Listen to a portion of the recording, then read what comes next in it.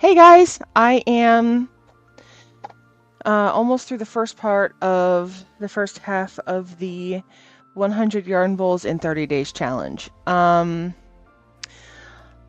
So I just kind of want to do a quick, not recap, but some things that I kind of learned about the whole process of doing a challenge like this. Um, One of the big things is I don't have enough flat space to do challenges like this, where I'm doing something so big that um, I can't stack it, obviously, and I can't, they're so big, both tall and wide, that I can't put too many on my shelving back here. I can't fit too many on the table. I thought I could fit a lot more. Um, Gary actually found a solution for me where he put a folding card table on top of a folding card table, multiple of them, so that I could have some extra room in the garage. He also gave me the pouring table he hasn't poured all week so that I could put the extra up there as well. I decided against running the kiln. The kiln is in the garage, and with all of the really wet yarn bowls right now, I didn't want them to dry too quickly and to crack. I also don't want to turn on the dehumidifier out there for the same reason the dehumidifier down here is off. I don't like keeping the dehumidifier off for too long of a period of time just because I don't want mold to grow. So it's going to be off for a week while we're away, and then as soon as we get back, we're going to turn it on. I'm hoping that everything is dry, bone dry by the time we get back. That's not guaranteed. It really has a lot to do with the humidity. And I can't control the humidity outside of the house. So the garage isn't insulated, like significant. It's insulated, but not significantly. So when we get back, we are going to start up the dehumidifiers. I'm going to check to see how the bowls are looking, and I'm going to run the first kiln load. I do think that everything in the kiln is bone dry, ready to go, but again, I don't want to crack anything else in the garage by making the garage too hot. So I can leave the doors open overnight, and there's ways to kind of mitigate it, but at this point, I don't feel like it's necessary to get those things through the kiln before we leave. So when we get back, that'll be the first thing I do, is run the first kiln load of the yarn bowls. That'll be Sunday night. So Monday the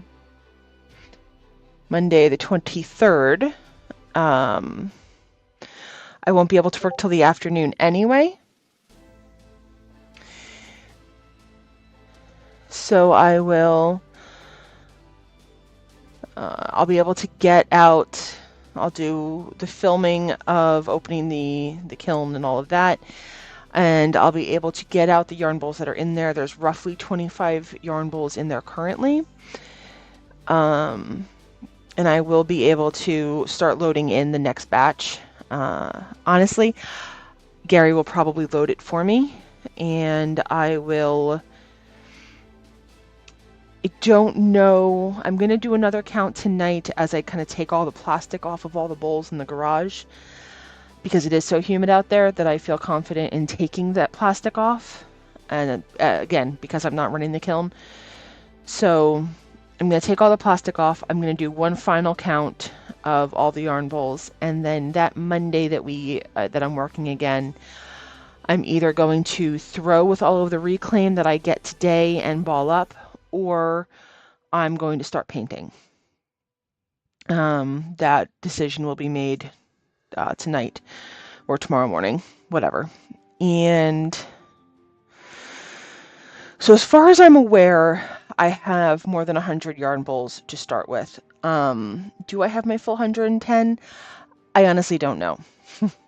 Um, I never thought that I would say that I was bad at counting, but as I was counting, I kept losing track because there's so many boxes. They're in boxes, out of boxes, on tables. Um, they're everywhere. The yarn bowls have taken over, which is just it's cool. It's so cool, but it is definitely daunting. This has been an amazing time doing these yarn bowls. I have had so much fun with the sizes and the shape of the swirl. I've done some hearts. I've done some music notes. I did a C clef at one point. I did want to try to get some cats with some cattails in here. I did not do that. Unfortunately, that's going to have to be a time when I have a little bit more time that I can actually add. Sorry, my nose is itchy. Add ears and things like that to the cats. And unfortunately, with this challenge, I don't have the time to do it, especially with the painting for the eyes and the whiskers and but I will do some of those. That will be a thing that I will be doing. Let's see, what else do I got? I think I'm on track. If I don't get my full 100, I'll be really damn close. So I think I'm on track, and I might even have some time at the end of the month to get them posted online. And I was kind of thinking about doing something silly with having Gary kind of take pictures for me and having a screenshot of me of what I go through to get them online. So I was kind of thinking of doing something where you guys get to experience me putting them all up for sale. I am going to be doing a fiber show, which was the purpose of getting all of these together and ready and whatnot. So I obviously can't sell them all online, but every one is going to have a label on the bottom of it with what number it is, and it'll be numbered on my website so that if I sell it at the show, I can take it off the website immediately. And if I sell it on the website, then obviously it won't be at the show. So I don't have enough of a following that I think I'm going to sell 100 yarn bowls in the next 3 months. But if they do start selling quickly, then I will probably take down the website. I don't really know. I don't know. I don't know what I'll do. But go to the show with nothing. I don't know. I don't know. But yeah, July, I'm going to be working with Gary to determine exactly what my challenge is going to be in July. I know I need to slow it down a lot because I do have a lot of Christmas tree orders coming in that I need to get painted, and I can't take up this much room again. Although the things that I'm going to be making in July are going to be much smaller. They're going to be hook vases and notion bowls and things of that nature. So they will be much smaller, and they'll take up far less room on my shelving, and they'll dry much faster because they're smaller. So that won't be so much of an issue. All right, I think that's all I got for the moment. So let's get into trimming. I will jump on my Discord for anyone who would like to join me. My reclaim is going really well. It's drying nicely. I have wet sponges right here from yesterday.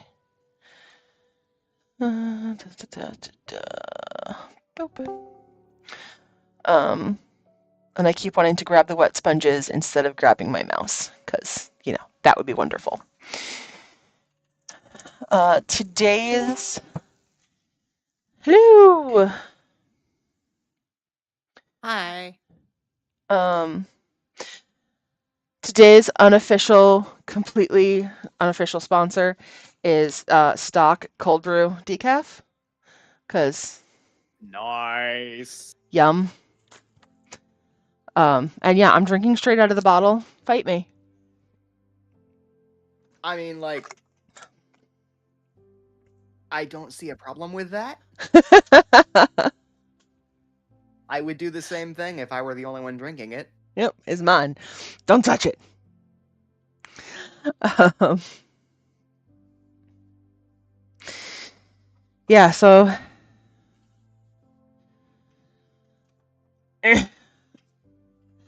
I'm trimming. I have 10-ish bowls to trim today. I'm not quite sure. 10-ish.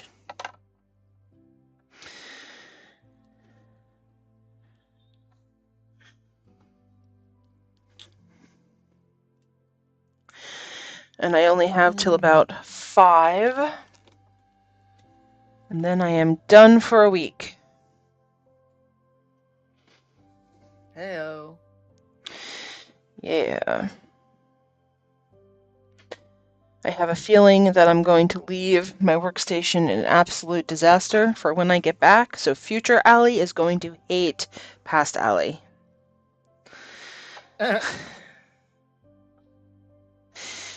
But it is what it is.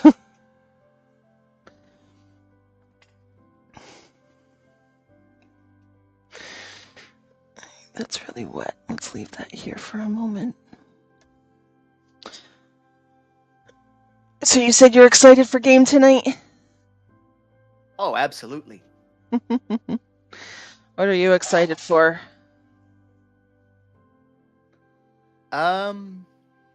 To see how things go and whether my character makes it out alive, for starters.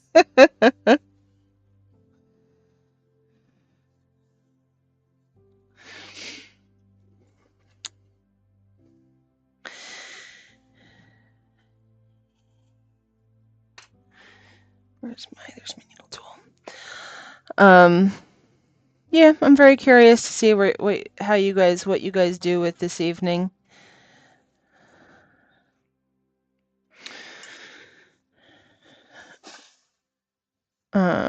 They are fighting.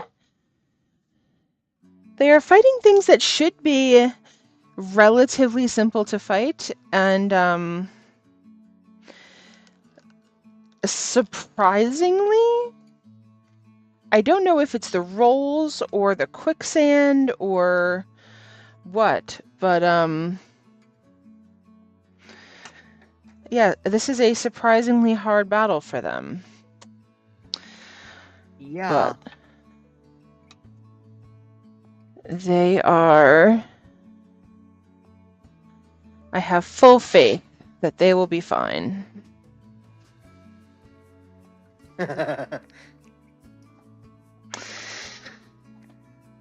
think Duvanian has the potential to be fine, so long as she doesn't actually break her invisibility. That's fair. I mean, not to metagame, but I'm assuming that we're not dealing with someone who has C invisibility at this point. You don't think you do? You don't think you are currently fighting somebody with C invisibility? But you do think that you are fighting intelligent beings. That's fair. I mean, especially the mage. Yeah.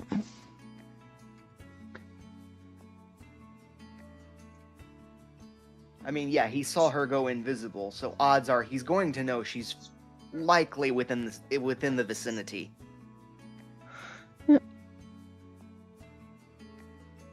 Yep. Which again brings up an interesting question. They're in the sand. Would they be able to see their footprints? Yep. For lack of a better term? Yep. So yeah, anywhere she moves, he'll know where she is anyway. Yep.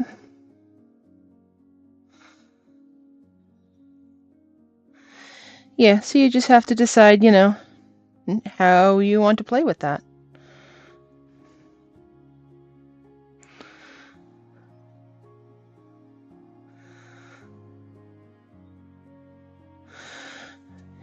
Um,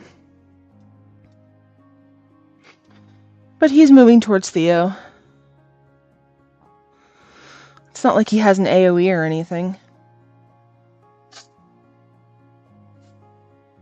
Right.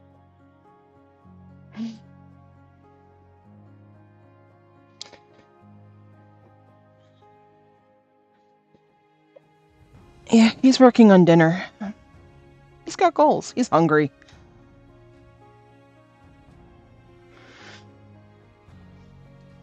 I assume you mean Gary at this point. Oh no. The thing that you guys are fighting. They said that they were looking for Oh, food and supplies. right. I'm not tired. No. Right. They want Theo to eat. Yep. They're looking for food and supplies. They keep trying to carry Theo away.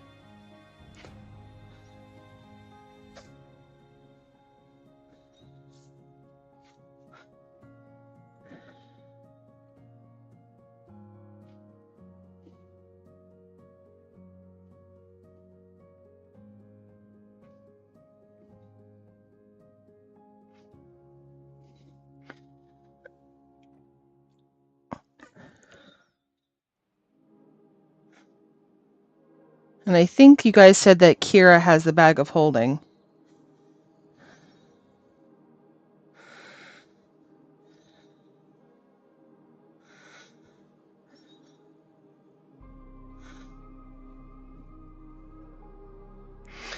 I think Kira has it. I don't think Theo has it. I think Theo has the stuff for the granddaughter.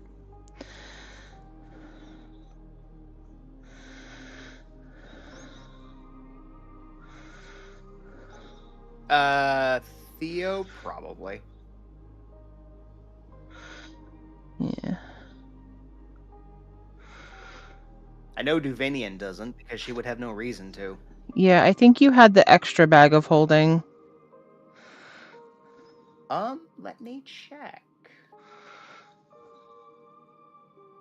If I do, I don't think it's on my sheet, but I think it's in the journal with who has what. I think I put people's names next to stuff. oh.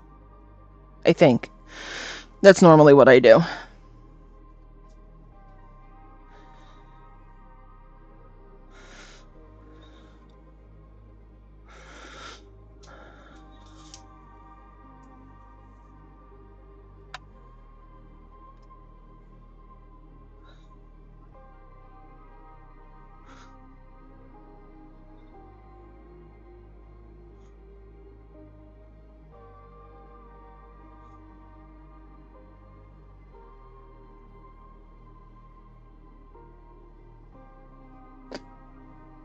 Exacto knife. The bag of holding appears to complain to complain to contain the journal.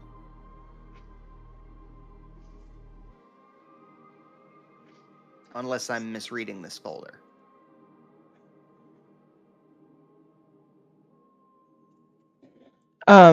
Well, the folder.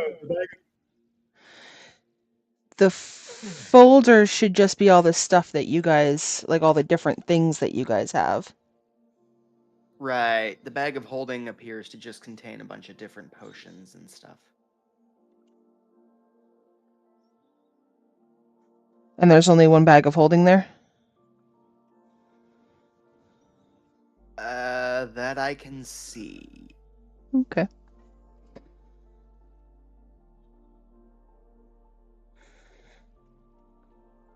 Yeah. I only see one. Okay.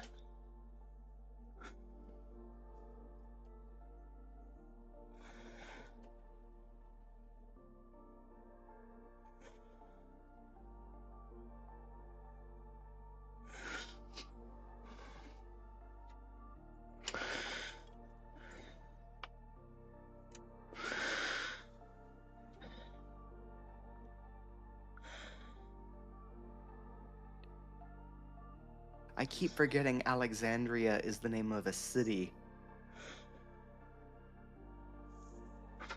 The city with the library. Right. No, my brain is like, why did you make a folder about you? Oh. Yeah, that was Gary's idea.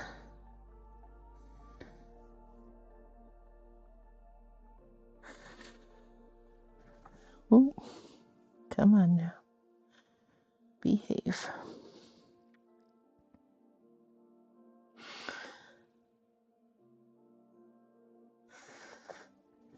Thank you. Stop it. Thank you. Okay.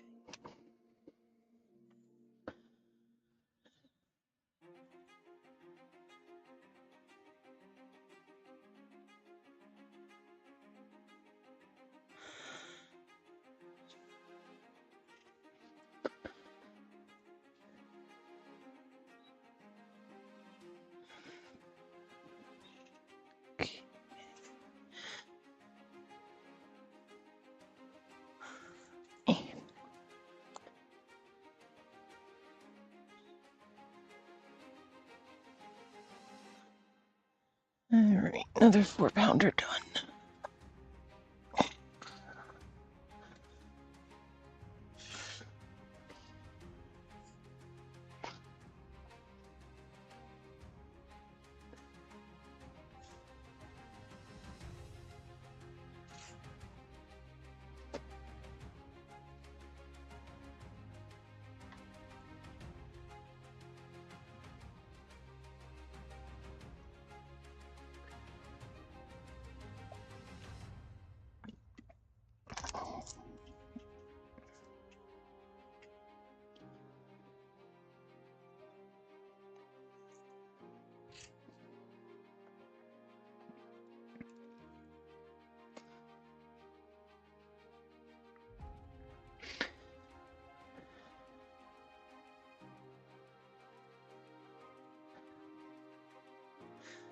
Yeah, whenever I pickpocket people and steal from people and whatnot, I always try to know ahead of time what part of the plan they're carrying. Because as soon as I ask in game, everyone's like, I didn't have anything on me. I'm like, pretty sure you did.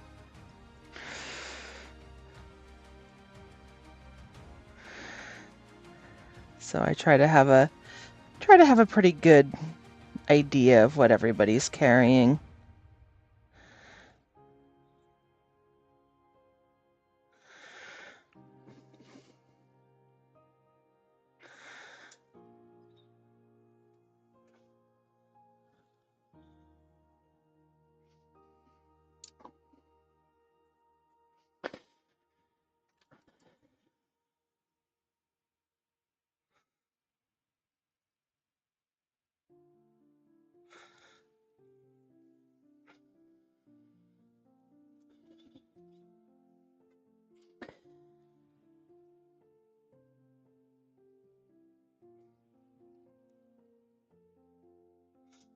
It also encourages use of banks in game. Like, really, would you be walking around with your entire savings account in your back pocket? Come now. Right. Assuming we survive this encounter, I wager then Duvanian would be looking for a bank. Interesting. Granted, on the other hand, I don't know how much money she even has. Is it really worth it? Let me see. Nah, she don't have enough money to be concerned. She's got 40 gold on her. There you go. Yeah, Theo put most of the Magellan money into a bank account. Which, ironically, Duvanian would have no knowledge of. There you go. Yeah.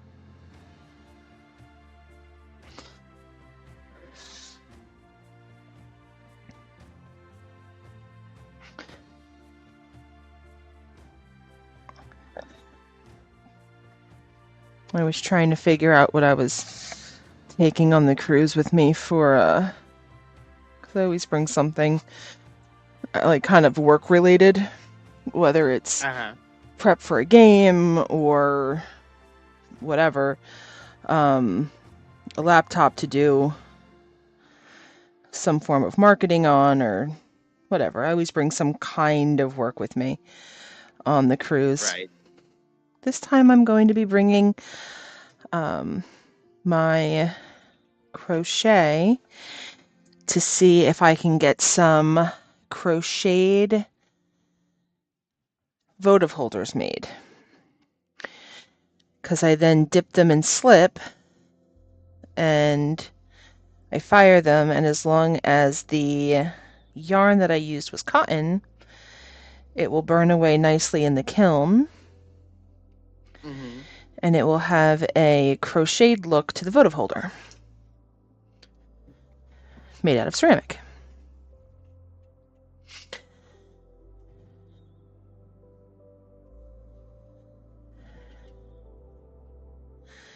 So I think I'm going to be bringing that with me this time. And I always bring a notebook because I always have random ideas. So I always have a notebook on me anyway. Gary's going to be bringing Dungeon of the Mad Mage and what's the tavern that we came down to Dungeon of the Mad Mage from?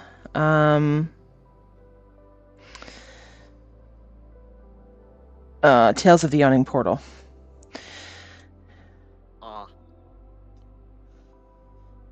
So that he can start working on the new Tuesday game.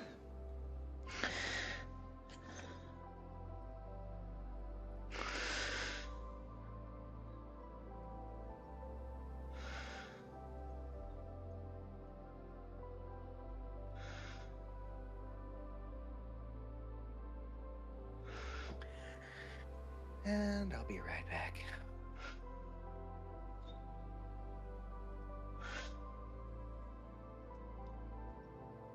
So my goal is to get all of these trimmed before I have to go pick up dinner at about 5 o'clock. So I have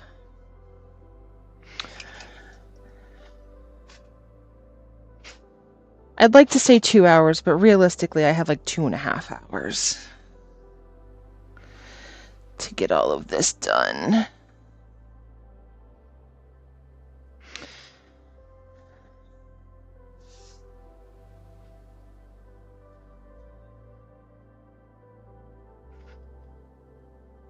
Because, yeah, then I have my game tonight. And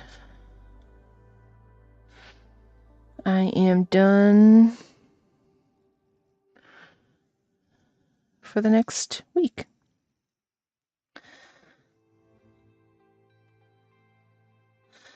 We have an amazing friend who's going to be house sitting for us and hanging out with the kitties.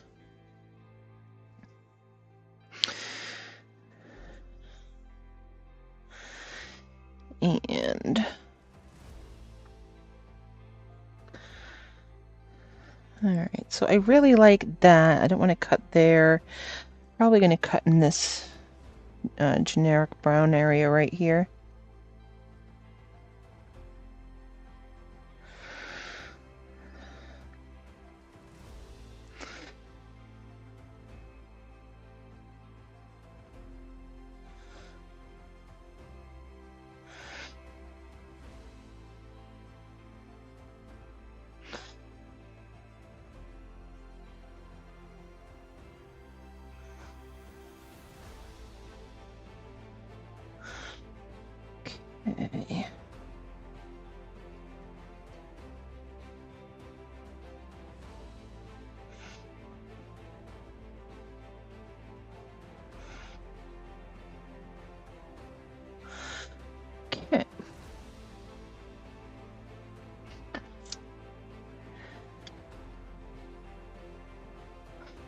We've already dropped our doggos off at the kennel. I feel awful because we just rescued a puppers.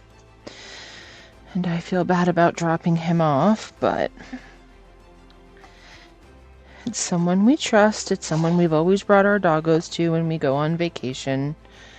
So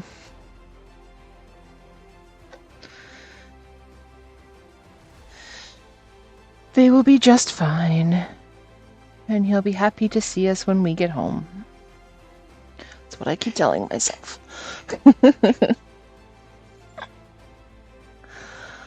Alright.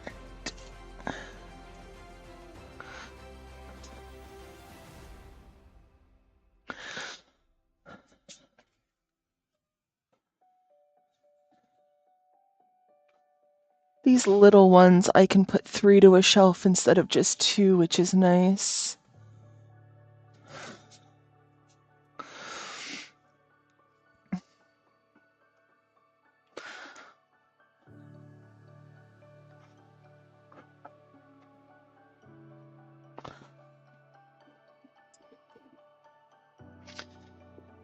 Be careful with this board.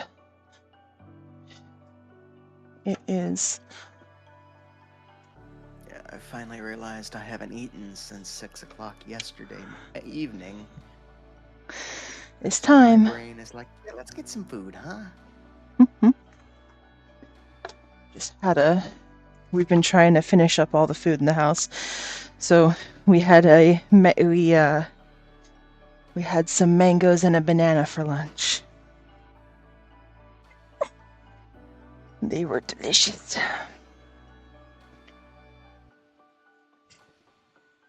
I enjoy mangoes when I'm in the right mood. Bananas, on the other hand, I don't care for. That's fair. I can't eat too many of them because they give me leg cramps. So. For potassium. I typically use orange juice. It has more potassium than bananas. Yeah, so I have too much potassium, so they give me leg cramps. I'm backwards. I know I'm broken. I fully understand that I'm broken.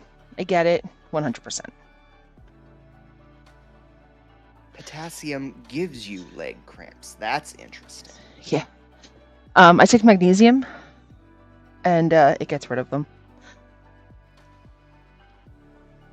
Interesting. Typically, when I get leg cramps, I've also discovered as a surprise, pineapple juice works well against them. Cool. Haven't tried pineapple juice. I've tried coconut juice. And I tried bananas. They made them so much worse. That was awful. That was a stupid disaster. And what else have I tried? So many different things. Tonic water. Tonic water gives me headaches. I always thought that was. I always thought I got headaches from gin and tonic from the gin. Come to find out, I got headaches from the tonic. Ironic. Yeah, so now I drink gin and seltzer. Because I like gin. Fair.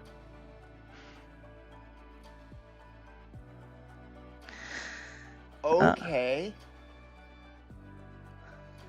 Apparently, Josh Gad and Bill Pullman's son will be starring in Spaceballs 2. Okay. Don't know who they are, but cool. Bill Pullman was the guy that played Lone Star in the original Spaceballs. Okay. So his son, Lewis, is playing in Spaceballs 2, which is ironic. And then Josh Gad is the guy who, depending on which version you're familiar with, he was LeFou in the live-action Beauty and the Beast, or he voiced Olaf in Frozen. Okay. I watched Frozen because when I worked at the insurance company or agency or whatever, one of my coworkers was obsessed with Olaf. and she ragged on me forever that she couldn't believe I had not seen this movie.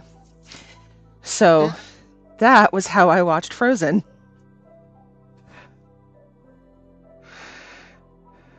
Now I hear that. I was very late to the Frozen game. It was one of those where it was like I got sick and tired of hearing "Let It Go" so many times. I was like, whatever. And then when I finally sat down and watched it, I was like, okay, this is kind of cute. It's a knockoff of the Snow Queen, basically. Never That saw being that either. said, come again? Never saw that. No. I Okay. saw a version of the Snow Queen when I was younger that featured Walter Brennan. I don't know who And that is it either. was, or Walter Brennan, maybe? I don't remember. I can't think of the guy's name offhand. I'd have to look it up. But it was really cute. It was a cartoon version. Okay. Um, So my friends started a Google Sheets a long time ago because they oh were yeah? baffled by how many movies I have not seen. And they were like, "We are going to show you all of these movies. We are going to start a list." I'm like, okay. Nice. So, I lose many references because I spent a very large portion of my life either hiking or partying. So there was a lot of pop culture references that I don't get. I understand that nowadays because, whoops, oh, there goes my lunch. I'll be right back.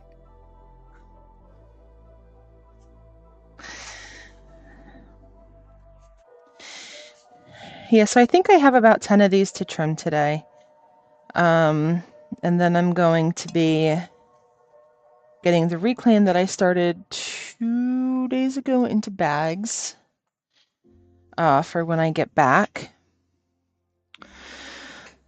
And I'll either use it for next month for when I do the next challenge, or I'll use it the day that I get back and I'll throw a bunch more 3-pound bowls if I don't feel like I have enough of a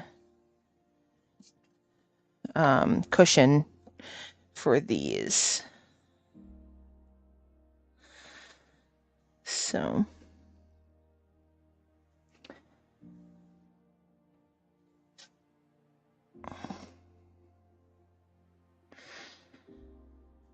I do have a lot of reclaim. I have those 2 buckets there. I have a half a bucket there. On this shelf here, you would have seen previous days. I have a huge amount of buff, and then I have a small amount of the mixed random cone 6 reclaim up there that I'll be working on as soon as I'm done trimming these bowls. Nice. Yeah.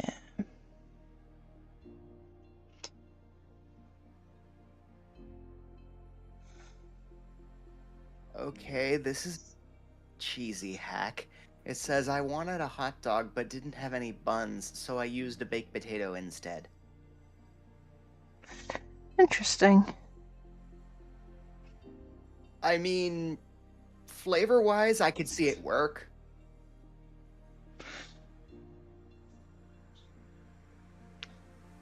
Although, ironically, the overthinker in me says, yeah, that would be too hot to handle as a bun.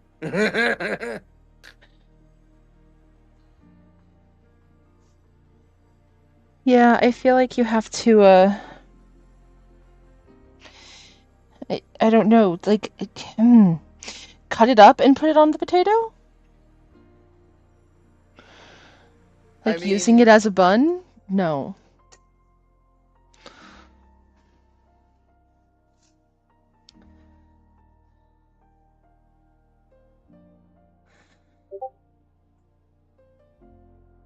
if you go to the memes section, you'll see what I'm talking about.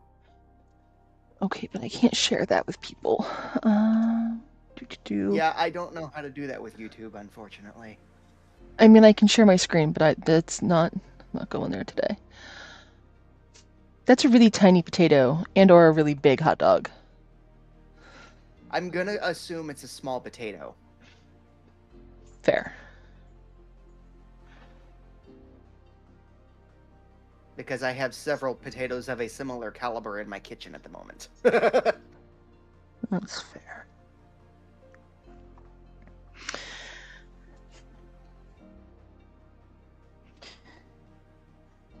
Come on.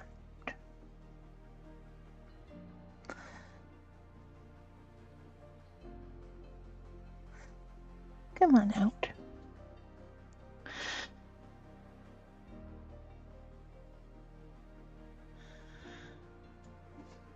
No, we're gonna have to cut you out. Fine.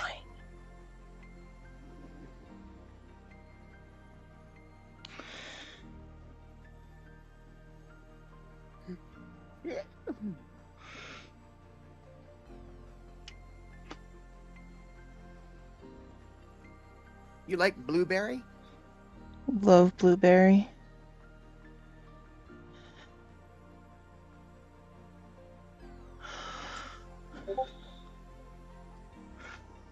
One of my I one of found my this site favorite that teas sells is actually just like a herbal blueberry tea. I found a site that sells a bunch of blueberry themed stuff. My brain says I want to get these bottles of pure blueberry juice they sell and make a mead out of it. Okay. Yes, I could just use fresh blueberries and make my own.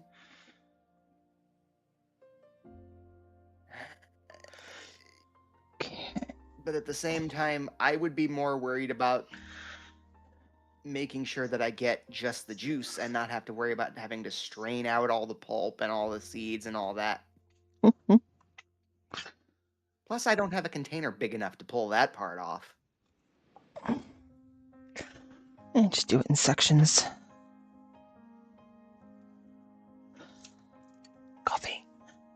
Coffee, coffee, coffee, coffee, Well, coffee, coffee.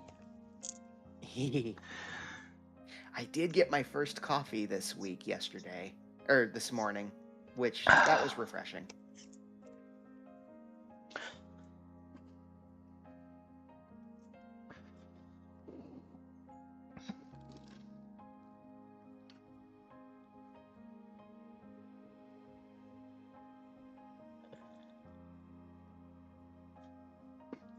Speaking of coffee, Black Rifle is doing a thing where you buy one get one free. Oh, really? Or oh, let me rephrase that. It says buy 2 coffees get 1 gift free. Got it. My dad has we went and visited their like place, and down in South Carolina, my dad got a T-shirt from them of a dachshund in full army gear with little like guns off of him and stuff. It's really cute. Aw, that sounds adorable. Yeah.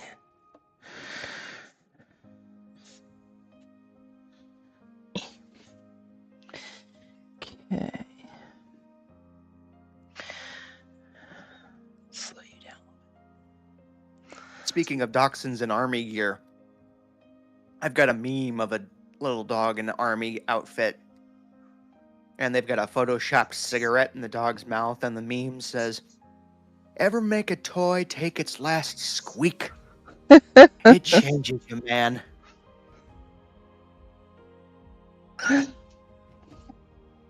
Our dachshund likes to hunt squirrels. Yeah, We my dog used to chase squirrels. we In fact, one time she actually went right up a tree to get at one. mm-hmm.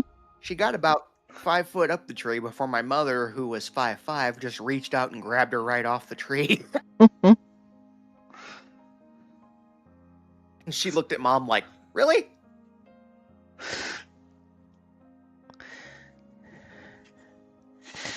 Yeah, we had one of those like squirrels with no stuffing in it that he used to play with all the time. And then Hmm. one day I'm looking out the back door or the back window and I see Buster just like shaking a squirrel. And I'm like, oh, he took his thing outside. And then I hear my dad screaming and I'm like, oh, that was a real squirrel. Got it, got it. Okay. Poor Awkward. squirrel.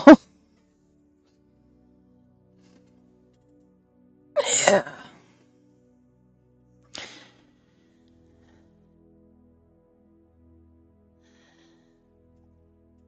Poor Buster. He's old now.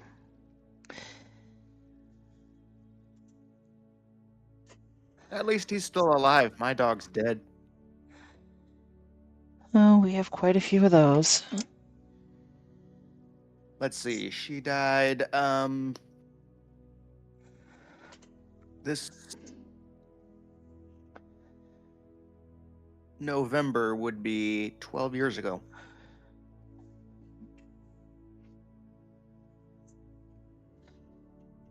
Yeah, we've been through many doggos.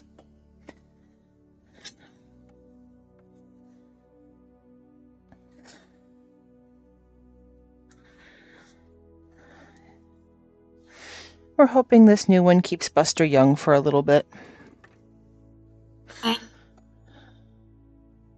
Is Buster showing him the ropes?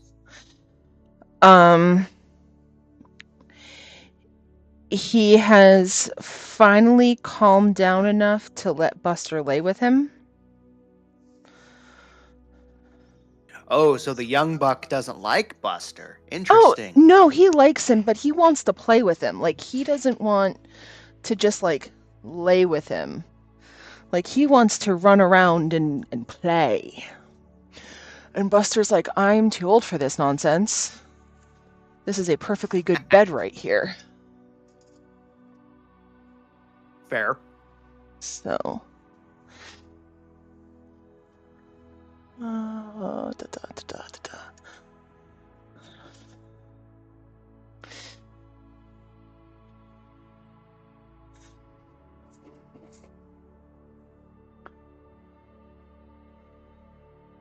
Go there for a moment.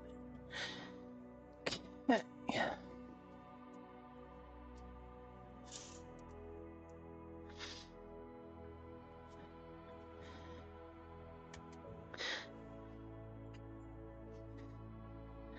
But yeah, I am not good enough for Buster unless my parents leave the house. And then he does not leave my side. And he will whine until he can get to me. I understand that. Yeah. Not good enough until my parents leave.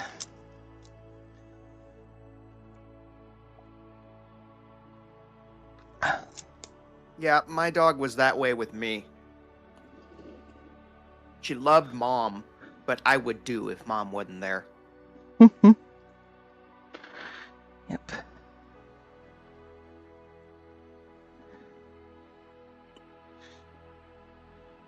You're the spare human. All the more ironic because Dad was the one that picked her at the foster home. Yeah. I had a Adobe rot mix. That was awesome. Her name was Justice. And my dad picked her out, and she laid on my lap the entire way home, which means she was my doggo. My dad very rarely yelled, but one day I did something wrong, and he yelled at me, and she just sat on my feet and growled at him. Wait, she growled at the dad? Uh-huh. Yep. That's interesting. Yep, he yelled at me, and she just sat there and growled. And I'm like, well, she agrees with me. And he's like, and you're grounded. I'm like, that's fair. I don't even remember what I did now, but like, grounding was fair.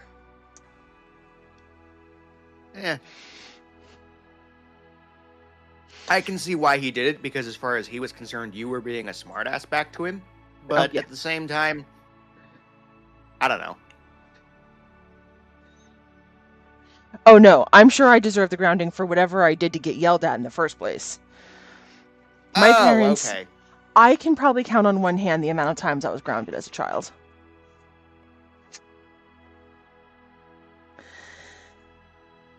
I was 100% a spoiled child. Mm.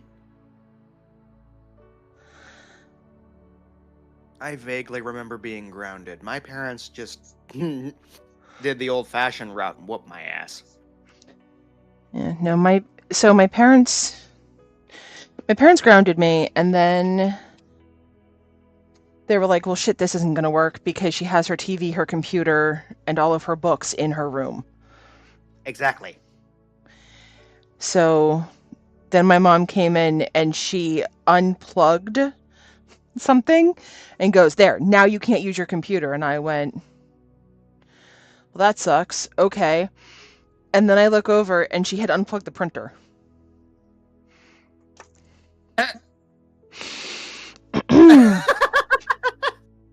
Okay. Yeah, that's what you call an empty threat. Yeah.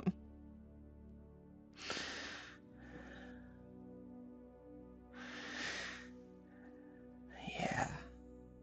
Or like nowadays, if you try and threaten the kid by saying, "We'll disconnect the Wi-Fi," they'd be like, "Fine, we have unlimited data." Yeah, but you need to just take a phone away from them. I didn't have a phone to take away at that point. Fair. I didn't get my phone until I want to say 2005, by which point I was already in high school. Oh yeah, no, I got a phone when I was 16. Um, but I was paying for it. Mm-hmm. My parents said something along the lines of, "You can't go out because we can't contact you." And I'm like, "Okay, but if I get a cell phone, then you could contact me and I can go out." And they're just like, "That no, you can't. What?" They're like, "You're not going to get a cell phone." I'm like, "Oh, watch me." So I grabbed my grandmother and I'm like, "Hey, I need someone to co-sign for me because I'm not 18." She's like, "Are you going to pay the bill?" I'm like, "Of course I am. I want a cell phone." She's like, "All right, let's go." To which I would say that was your grandmother's fault. She should have stuck. She should have stuck with what your parents said. Oh, she didn't know anything about what my parents said.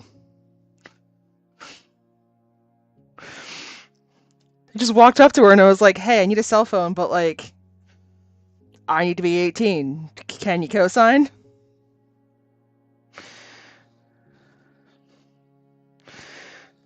She didn't care after that. And yeah, all right, whatever. Hmm. She knew I worked full time by that point.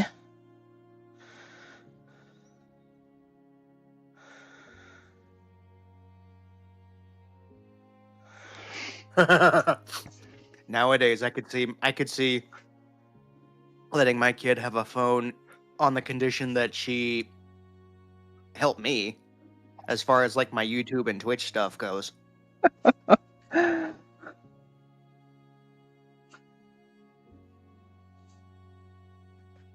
But we'll cross that bridge when we come to it.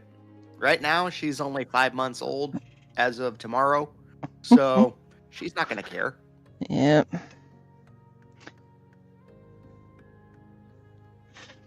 Oh yeah. Most kids I see nowadays, it's like people with like kids of 8 years old. They're like, "Yeah, we're having the whole cell phone discussion." Yep. Yep. Yep. No, I hear that. I see 4-year-olds with tablets. I'm like, wait, what? Mm-hmm. Yep. On the other hand, back in those days, we didn't have tablets, but I did have a Game Boy, so play that as you will, I guess. I had, when I was in high school, I got a Sega? Whatever their portable Sega thing was. Ooh, a Sega Game Gear. I actually still have one. Yeah, Game Gear, not Game Boy. Yeah, that one. Yeah. I had the Game Gear and I sold the Game Gear to get the Game Boy. Looking back, that was one of the dumbest decisions I ever made. So, 30 years later, I finally got my hands on a Game Gear again. Amusingly enough, I still find the graphics, cheesy as they are, nostalgic enough that I'm like, I don't care, it looks like shit. It's still fun.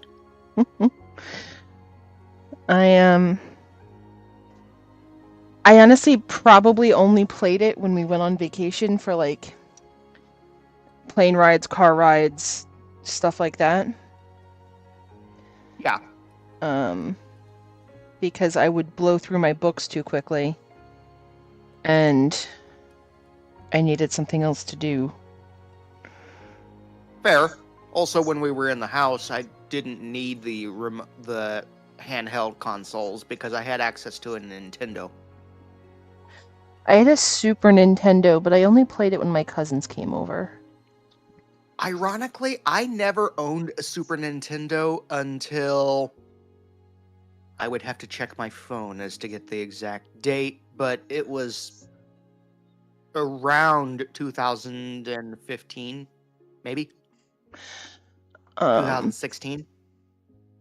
my other one go?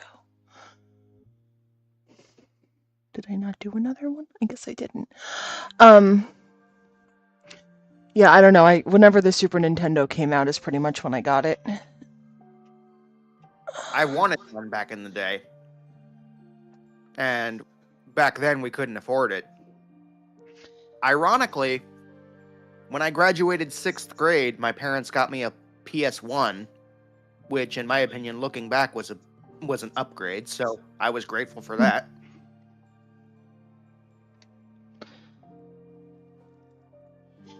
Yeah, no, my parents. Ironically, I still have that same PlayStation 1 packed away in storage. No, my parents were disappointed that I never played it. Which was fair, because I'm sure it was a lot of money. Yeah.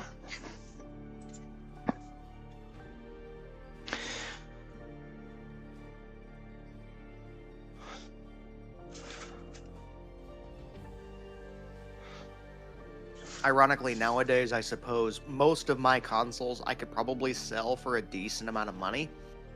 But at the same time, it's like, they are hard to come by, and I am not in the mood to have to track them down again. That's how Gary feels too.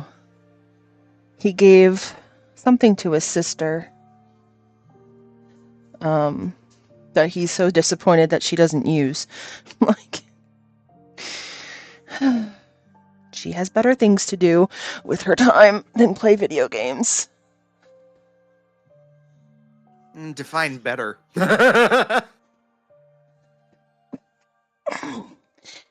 They go to the beach. They are all the time visiting friends. This one.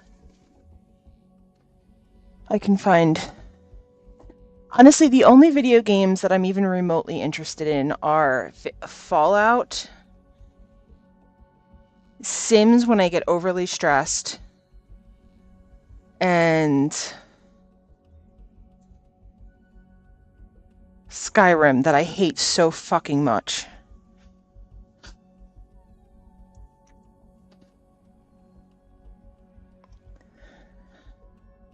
Mainly because I'm stuck on an island and I can't get off.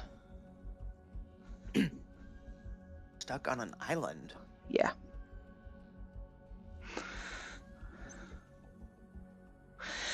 Are you doing one of the DLC quests? Yes. Okay, so you're probably on the Dragonborn quest line, in which case you are on Somerset Isle. That doesn't sound right.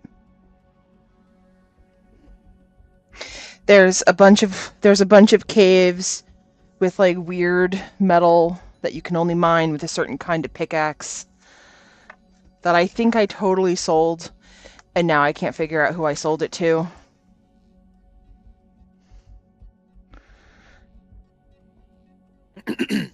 Well, um,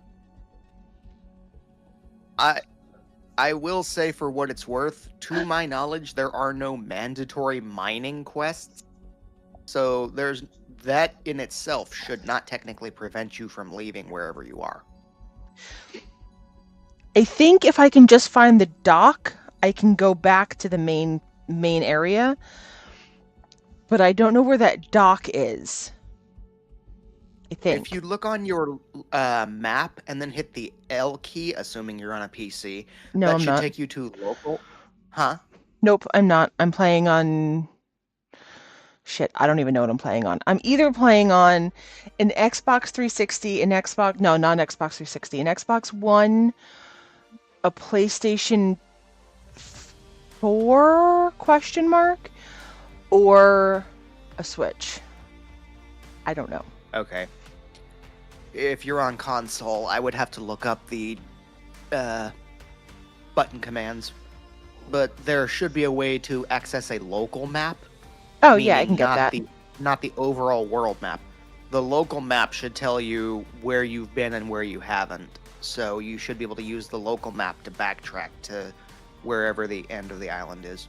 Oh, I've been fucking everywhere on this island. I can What? I have been everywhere on this island. Above ground, underground, back and forth, walking all over the place. I have I Oh, wait. It might be the Dragonborn one. It's one where there's a bunch of um people that keep chanting to random things. Yes, that's the Dragonborn quest line. You are on the Somerset Isles. Oh, man, that doesn't sound right. I'm not saying you're wrong at all. It just doesn't sound right. It doesn't sound right because it's Come not on. technically part of Skyrim. You are, in reality, in Morrowind. Oh yeah, that's what Gary said too.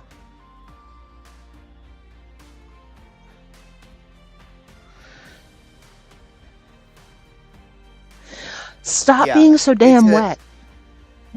I will Sorry. say, for what it's worth, of all the DLC, that one is one where it's like, I like that quest line, but it is so bloody tedious. Yeah, I keep getting. I'm just lost. I'm lost. I don't know what I'm doing anymore. It also doesn't help that I got annoyed with it, and so I haven't played in it in like 2 years. Fair, because by the time you go back to it, you're like, okay, now what am I doing? Yeah. Yeah, who are these people? Why do I care about them? Yeah. Yeah. I liked Fallout way Ironically, better. I'm that way with an much older game called Shadows of Mordor. I love that game, but at the same time, it's been so long since I've played it, I've forgotten pretty much everything about it, including how to play it. Yeah. So actually, in all reality, I think semantically, it's more accurate to say I love the idea of that game because it's Lord of the Rings based. Okay. Granted, according to one of my friends, it's apparently quote unquote not canon.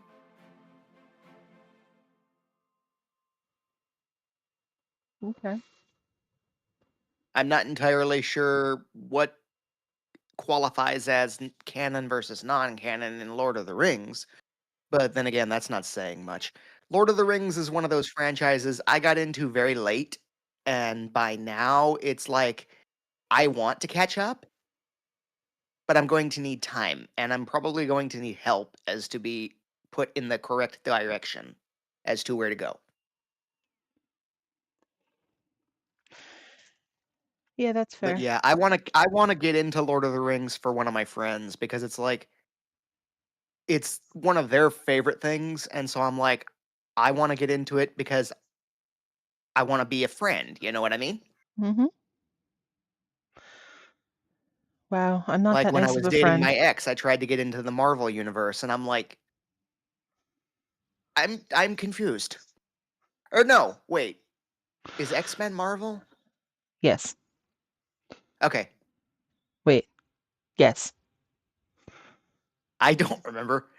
I tried Yes. to get into the X Men, and I'm like, Because, I get okay, lost as to who's who. this is how I get there, okay? Spider-Man is Marvel, which Right. means Batman is that DC. Deadpool is Marvel, and Deadpool does stuff with X-Men. So, Marvel. That's how I got Did not there. know Deadpool was Marvel. That's interesting. Okay. Well, because Deadpool and Spider-Man. Yeah, I don't recall them teaming up, but then, like I said, the Marvel Universe movies I have not bothered to see. I saw the very first Avengers movie, and I was like, this has some clever plot, this has some clever scenes, but overall, I find this movie really cheesy, which begs the question to me why I should bother looking into the others. Oh, they're all really cheesy. Oh, super duper. All the way. Deadpool has a crush on Spider-Man. That's that whole thing. I mean, Deadpool has a crush on Okay, everyone, but Deadpool has a crush on Spider-Man. the implication being Deadpool is okay, interesting. Didn't, wouldn't I wouldn't have made that bet. Yeah, Deadpool has a crush on everyone. Hmm. Meanwhile, with Spider Man, I find it funny. He ended up with Mary Jane when, in all reality, Ursula would have been the better fit for him. Who's Ursula? In the Tobey Maguire Spider Man movies, she was the blonde with the pigtails that made him cookies. Oh, I don't remember that at all. Okay. But that's fair, because that was a long time ago. And Fair. I mean, I myself I haven't seen those movies in ages. I will say one fun fact about that movie. The scene where he trips, gets up, and catches everything on his plate uh-huh. using his spider sense, Uh-huh. that was not computer generated. He took over 150 takes to get that done. God. I was like, okay, mega props to you, dude. That's dedication. You've Yeah. earned my respect for that. I feel like it would have been cheaper just to like generate that. I agree, but at the same time, hey, he wanted to do it. I'm more amused that they let him. Yeah.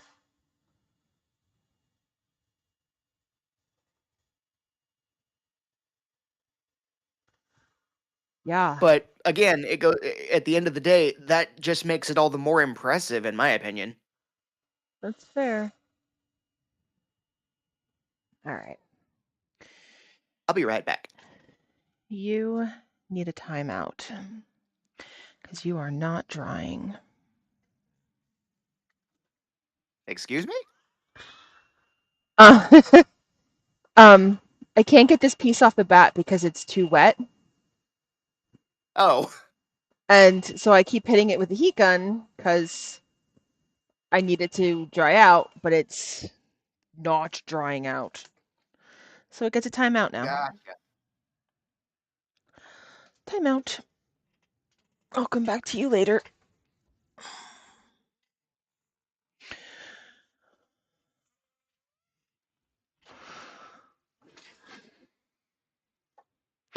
It's not like I don't have more things to do.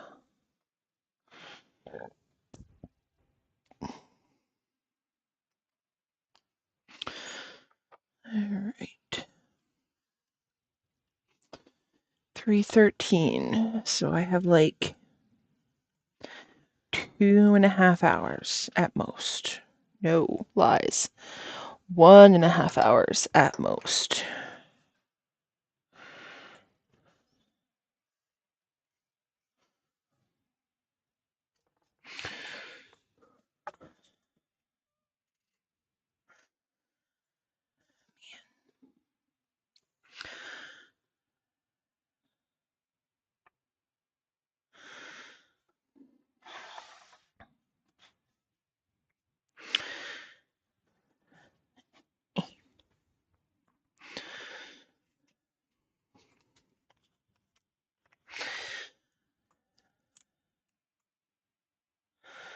Four servings per container. That's fair.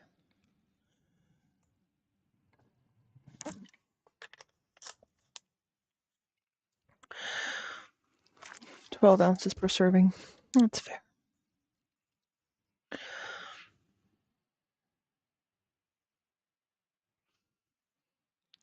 Okay.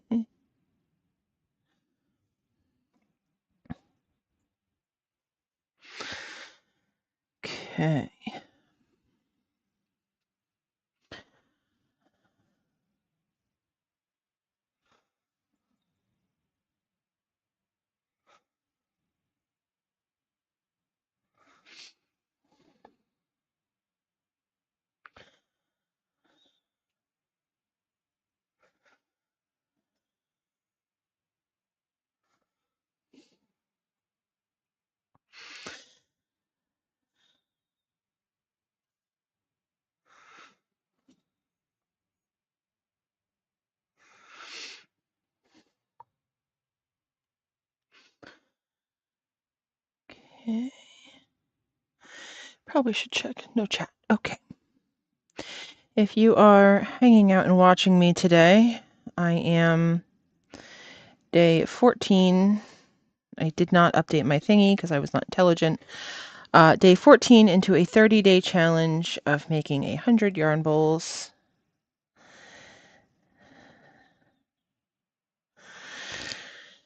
And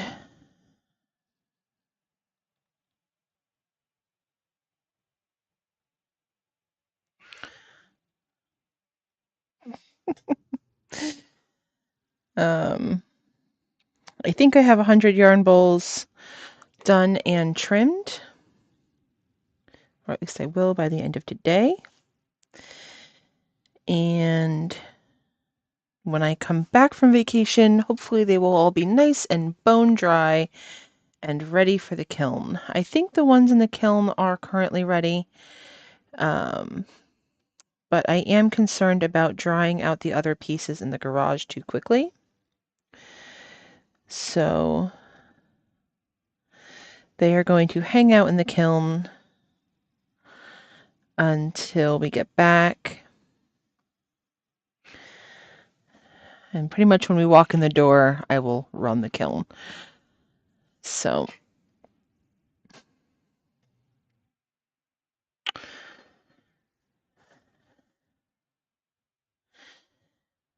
I still can't believe the amount of flat space that I have taken up with this challenge. Flat space we knew was going to be one of that and drying we knew were going to be the two biggest issues with this challenge. I did not anticipate the flat space being as much of an issue as it was. But my husband had amazing ideas for generating flat space in the garage. He actually ended up putting card tables on top of card tables to create more flat space. So that worked rather well. And filling the kiln also cleaned up some of the flat space for us.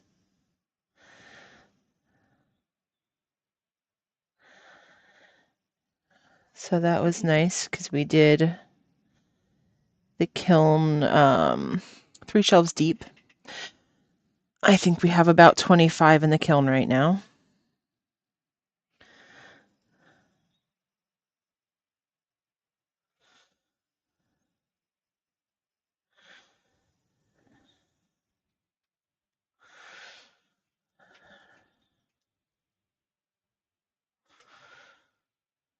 So that worked well.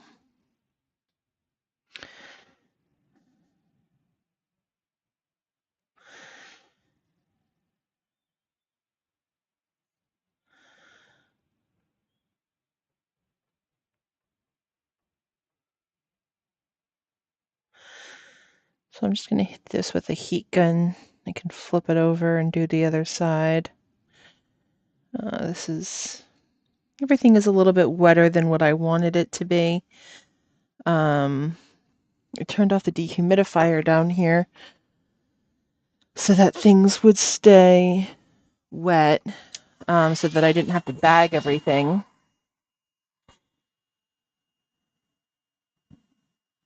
So I think I'm going to turn on the dehumidifier while I go up for dinner and then turn it back off again after game tonight, just to kind of get a little bit of the moisture out of the air down here. Yeah, you're insanely muffled. I have my heat gun on right now. You have your So, what? heat gun? I have my Oh. heat gun on right now. As muffled as you were, it sounded like you said, I have my villain right now? Oh, interesting. I was like, what?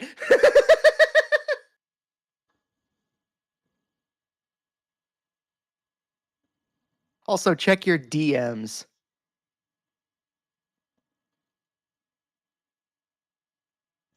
Oh, it's a turtle person. Yeah. I saw that and I was like, hey, maybe it could be used as a character token or something. Yeah. All right. Did I get enough? No. I am very curious to see how tomorrow is going to go. What's tomorrow? It's my first Father's Day. Oh, yeah.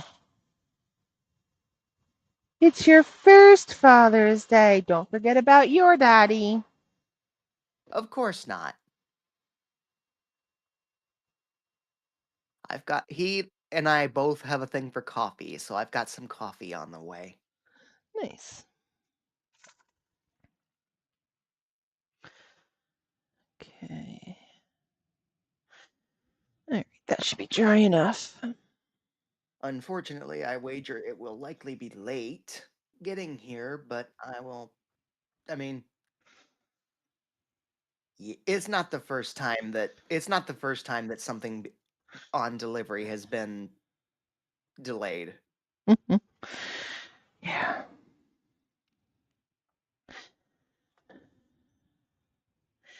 My dad. So normally for Father's Day, we do brewery tours. We do like roughly 4 breweries in a day. And I would love to do a brewery tour. so that's typically what we do every Father's Day. We head off to all the craft breweries in the area and we hit up different ones every year. Although I will say nowadays I would likely have to be careful with my alcohol consumption. After Oh, not, I think, let's put it this way, I can probably count on one hand the amount of drinks I've had since Thanksgiving. that's fair. Yeah, we typically do their what is that called? Where you get like 4 or 5 different tasters of beer and it equals out to like roughly one beer. Yeah, I know what you're talking about. I can't think of that. I can't think of that term. Yeah. I don't know. It'll come to me when I'm sleeping tonight. Um, Right? it's bad. So yeah, so we do that and then I pass like half of mine to Gary and um Flight. That's what it is. yeah, that's what it's called. So we do a flight at each place we stop at and so we have like 4 beers or so. Sometimes we go to 3 places, sometimes we go to 5 places. It all just kind of depends on how close things are together and how far we have to drive and all that. Yeah. And yeah, we have roughly a beer at each place. I will say, for what it's worth, especially as my tastes have evolved, I've gotten less and less picky about the beers I will try, but at the same time, I've also gotten to the point where on a good day I can recognize a shit beer. See, I have an Like, issue with like the term shit beer because like just because I don't like it doesn't mean somebody else won't like it. In this case, I'm actually referring more to mead than I am beer. Same Because thing. there was a mead that I purchased at my local liquor store, and I forced myself to finish the bottle because it did not taste good. It literally tasted like urine Then why would you finish it? That just goes down the drain. because I paid for it. Okay.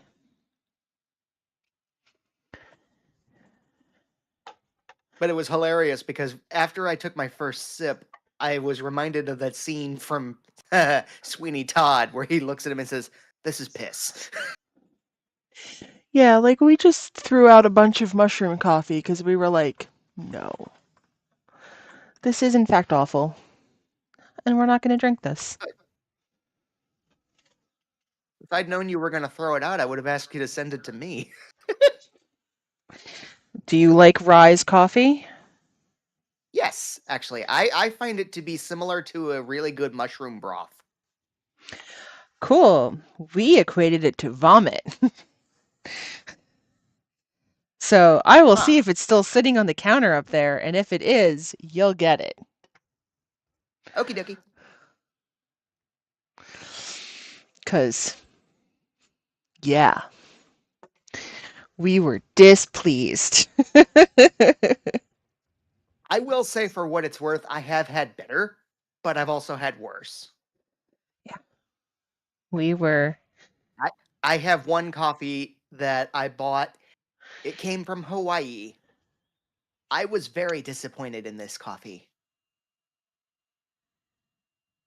That's fair. Yeah, we were not a fan.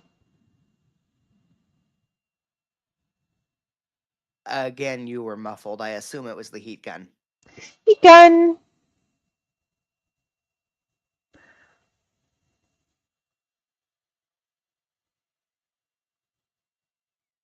Everything's too So wet what to did you come off say? of bats. Um, so I am using the heat gun to dry it off enough that I can take it off the bat so that I can trim it. Ah. Um, I don't know what I was saying.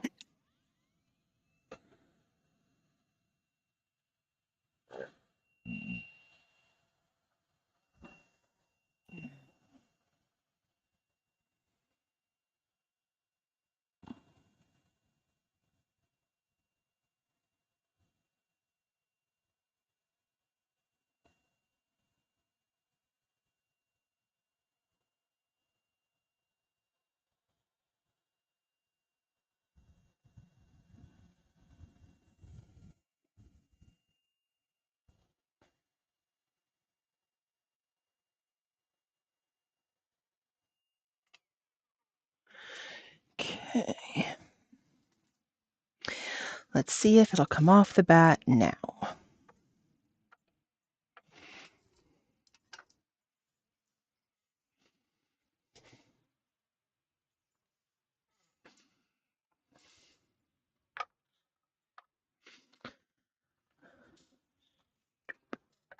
Okay.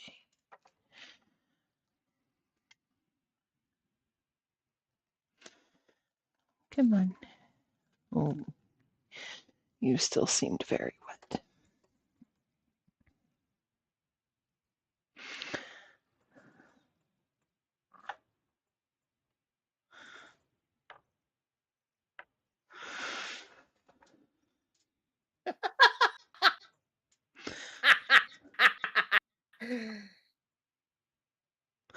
Oh yeah? Yeah, I'll DM you this one. This is one of those where it's like, I get it, but at the same time, it's like, yikes.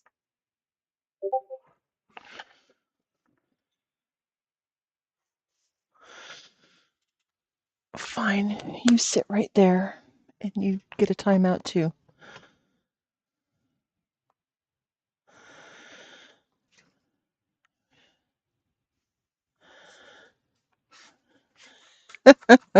Yeah, it's fair. Mm-hmm. My question is the fighter supposed to be a dog or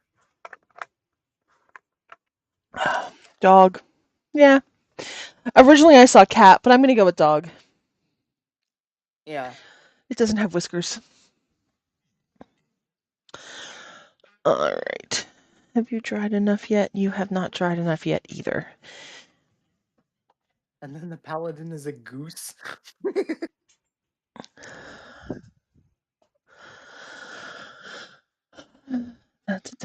Let's see. What do I got over here?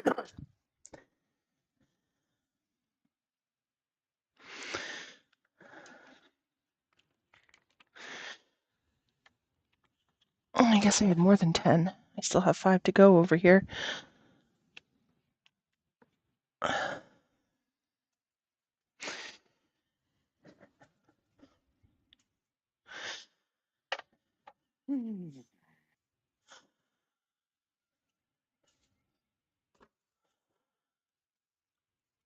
All right.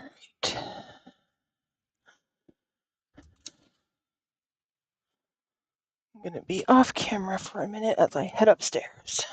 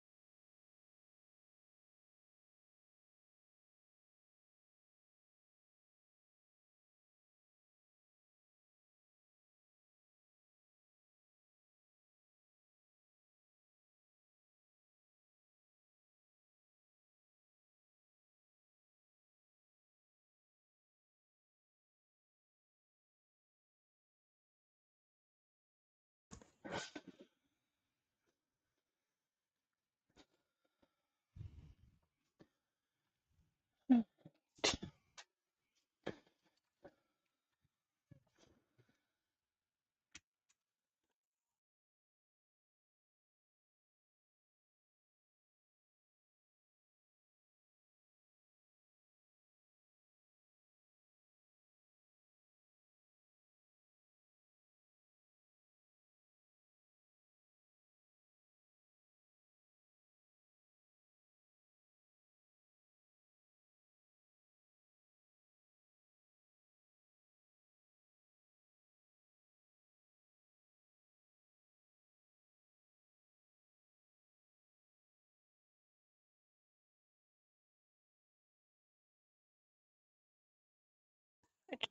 'Try to keep all my bowls upside down as they're drying so that the bottom dries at the same rate as the top.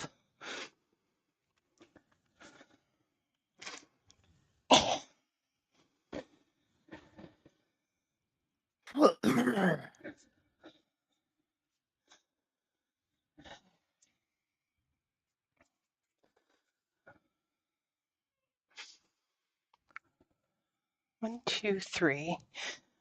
1, 2, 3, 4, 5, 6, 7, 8. 8 more to trim. I may have to come back to this after dinner. Didn't want to. Wanted to get some prep done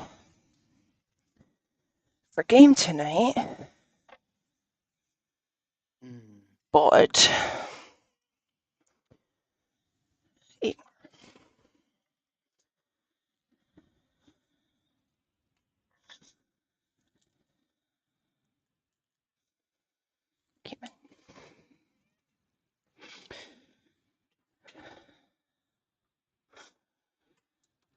because I have to prep the next thing just in case.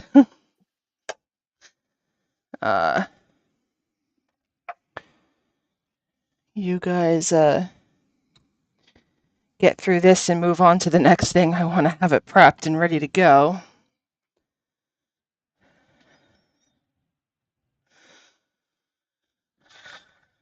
Um,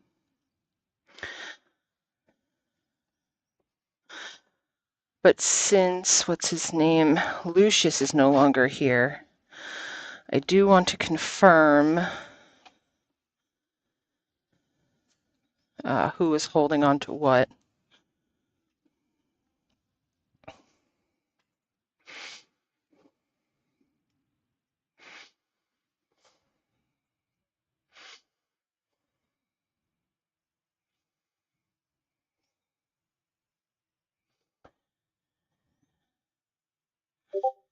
So that'll take up probably a little bit of tonight.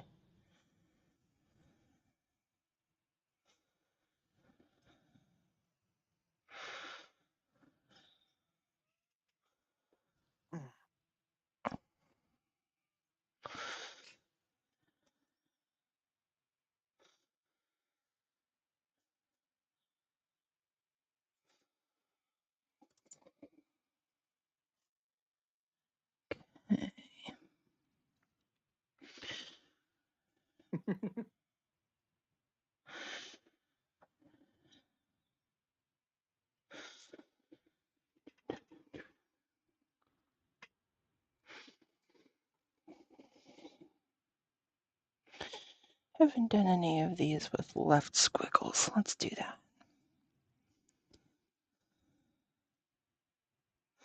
I'm actually. Yeah.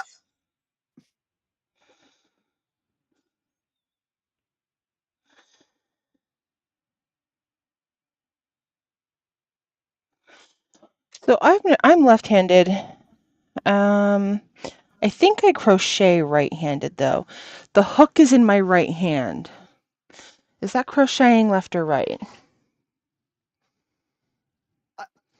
I can't say, to be honest. I don't know.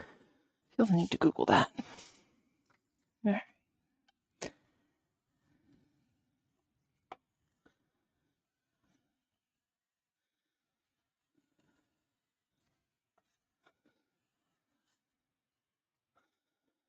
I do so many things the way that I was taught versus like left or right-handed, so I don't know if I crochet left or right-handed.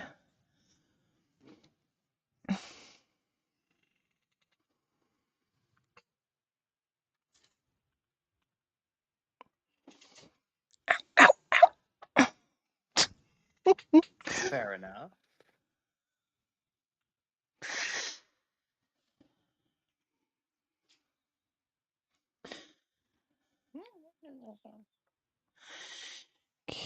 Okay.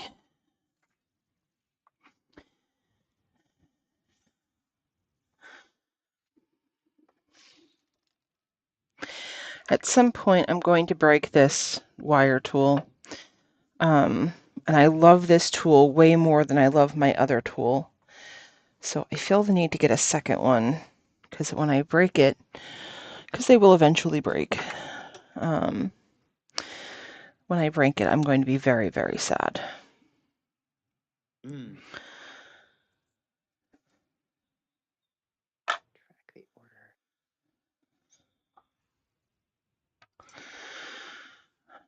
Because The rest everything wears out eventually. it tells me to track it, but doesn't give me a tracking number. That's helpful. Yeah.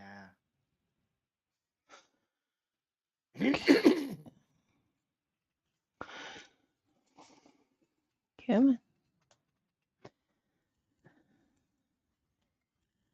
Oh, I'm an idiot. It says please allow 24 to 48 hours for tracking to update. That's fair. That's why it doesn't give me a number.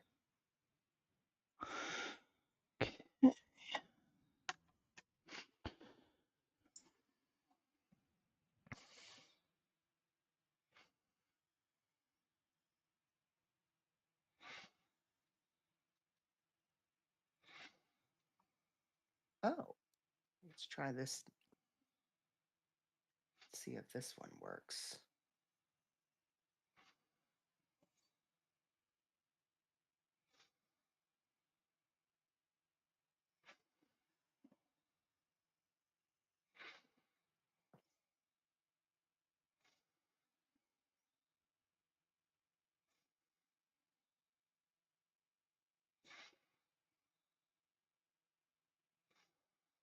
Oh, there we go. Found it. Got it. Got the tracking number working.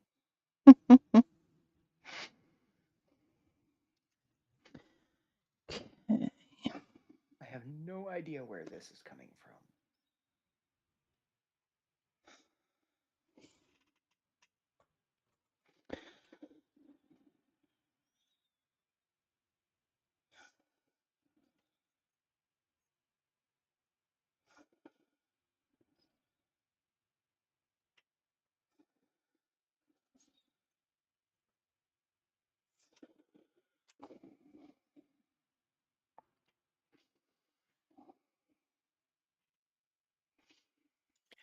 You know how sometimes there are certain dishes where it's like how the dish is prepared can make a huge difference as to whether you like it or not?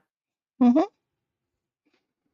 Absolutely. I am not, for example, I am not a big fan of what Americans call potato salad, Uh-huh. but I have a recipe for German potato salad that sounds amazing. So much better.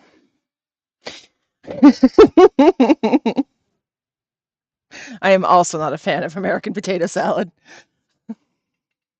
Very, very rarely. Baked potato salad I can eat, Oh, yeah, but that's just a cold loaded baked potato. basically, yeah.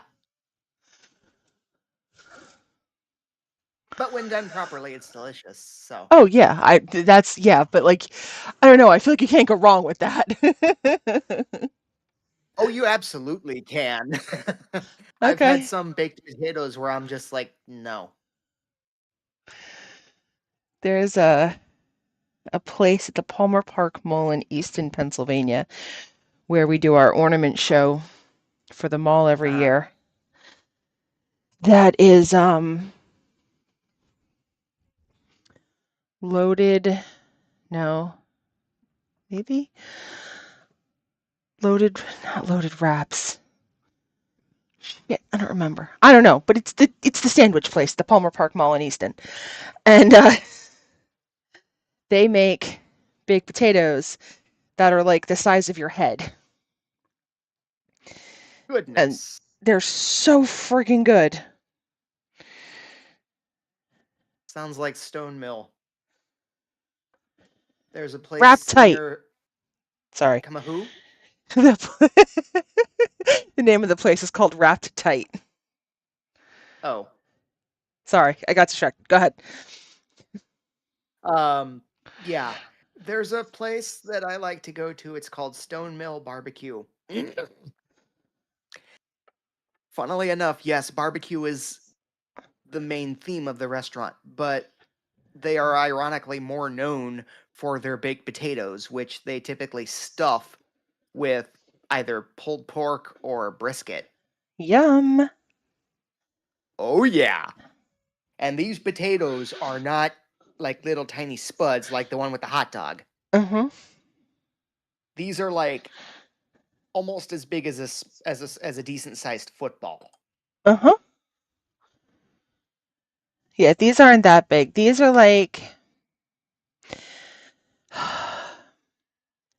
8 inches long by like 5 inches wide, 6 inches wide, and they just fill the container. Like whatever you get, they just kind of like fill the container with all like this stuffings of it.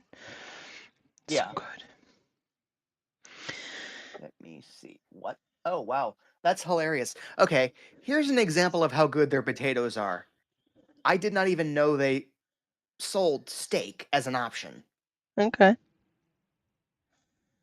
I just happened to see that on their menu. I was like, wait, what? Hmm. Where they've got this. I'll get okay. Here, I'll put it in your DMs. That's a photo from their menu. Ooh, that looks yummy. Yep, yep. That is what Riptide stuff looks like. Yeah, Only it's not surrounded by tinfoil, which is weird in my brain. Why is it surrounded by they tinfoil? do that for heat preservation. Oh, weird. Well, I mean, it's well known that aluminum traps heat. Yeah, but like, I don't know. I don't want to eat aluminum foil, like if it gets stuck to the skin. I will say I have yet to have that happen. That's fair. Of course, it's also been a long time since I've been there. Um, the three. Oh wow. Okay, they've changed things apparently. It looks like their main thing now is they have three different spuds. They have the stone mill spud, which is filled with just your basic loaded baked potato. You can either get chopped beef or pulled pork. They have a smokehouse spud, which is a large baked potato smothered with butter, smothered with butter, pulled pork, homemade baked beans, cheddar cheese, crispy bacon bits, and green onion. And then they have the chicken bacon and ranch spud, which, as you can guess, is topped with butter, smoked sliced chicken, cheddar cheese, crisp bacon, ranch dressing, and green onion.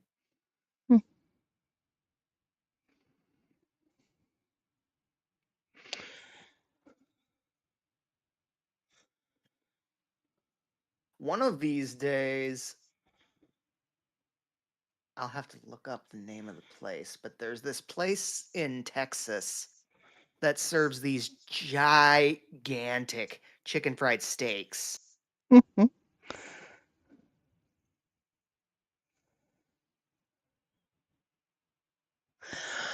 I I'm follow not a sure woman where it is. on, I don't know, somewhere, Facebook, YouTube, whatever. Her channel is Katina Kilos. Katina Eats Kilos. Uh huh. And she's one of like the, not Oh yeah, yeah, competitive, yeah, yeah, yeah, yeah. but like she does all I've the seen that. challenges. Yeah, man, she can pack away food. Oh my God. And some of the challenges, I look at Gary and I'm like, I could do that. And he looks back at me and he's like, really? Because I'm pretty sure that I just watched you eat like one quarter pounder tonight and you were full. And I'm like, I could do that. Like, sure you can. Yeah, no, I'm the same way. There are some of those challenges where I'm like, I honestly think I could, and then most of them I'm like, yeah, no, I would probably get about a quarter of the way through. Nowadays, on the other hand, I wouldn't even dare attempt 98% of these challenges. Oh, I would never attempt them anyway. I know I would fail in a heartbeat.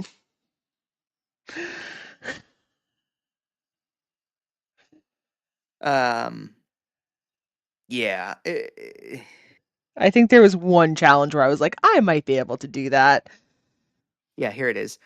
There's there's a place in Texas. There's a city called Eagle Pass, Hmm. and apparently there's a restaurant there called the Wagon Wheel. Okay.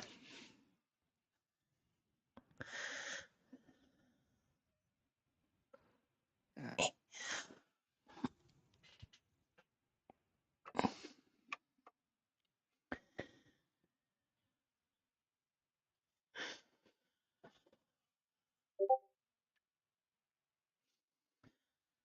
that is how big those chicken fried steaks are. To me, that looks like enough for three people. Yeah, that is a family-sized meal right there. Hmm. I see that and I'm like, even on my best day, no. Yeah. And I'm carnivore nowadays. Yeah, I've only had like one chicken fried steak in my entire life, and I've actually been craving chicken fried steak lately. Well, if you ever go to, I'm assuming y'all are lucky enough to have access to a local butcher. Yeah. Yeah, I don't have that luck. Um, Yeah, we have some if you really good look for German what is butchers called out here. cube steak, What kind? they typically, at least down here, they call them cubed steak. Oh, yeah, okay. Uh-huh. Those are what are typically used for chicken fried steaks. Yeah. Oh, yeah, no. If I'm getting it, I'm getting it out somewhere. I'm not. We don't even have a fryer in the house, and I'm not wasting all that oil to make one dinner. Well, you don't need to deep fry it, you can pan fry it. See, the problem with this is you're not actually watching my channel while I do this. I just gave you the most disgusted look in my camera ever.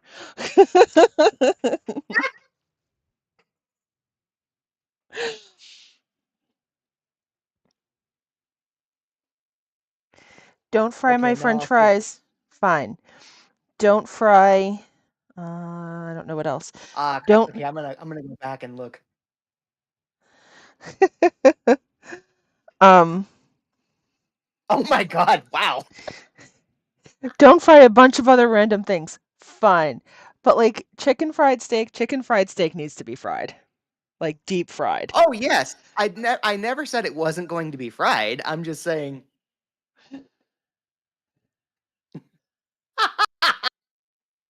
I feel like you just screen captured that. I feel like I so would, but it's one of those.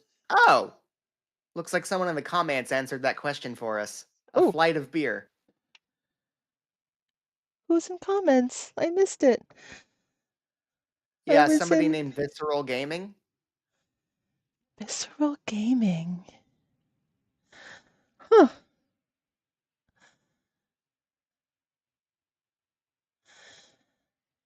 Visceral Gaming, if Oh, you're that's still interesting. Apparently, your heat gun is only affecting on my end. which kind of makes sense because Discord is the thing that's just like, hey, um you're not, this isn't words. This isn't a human speaking. OBS doesn't Yeah, typically have that issue. which that's fair. OBS is a lot better about that. So Visceral Gaming, I don't know who you are. If I know you in real life, hi. And if I don't know you in real life, welcome aboard.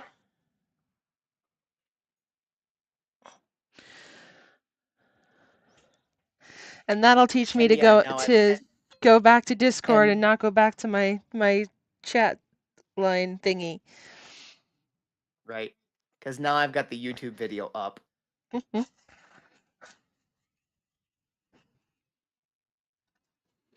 We're doing small bowls today.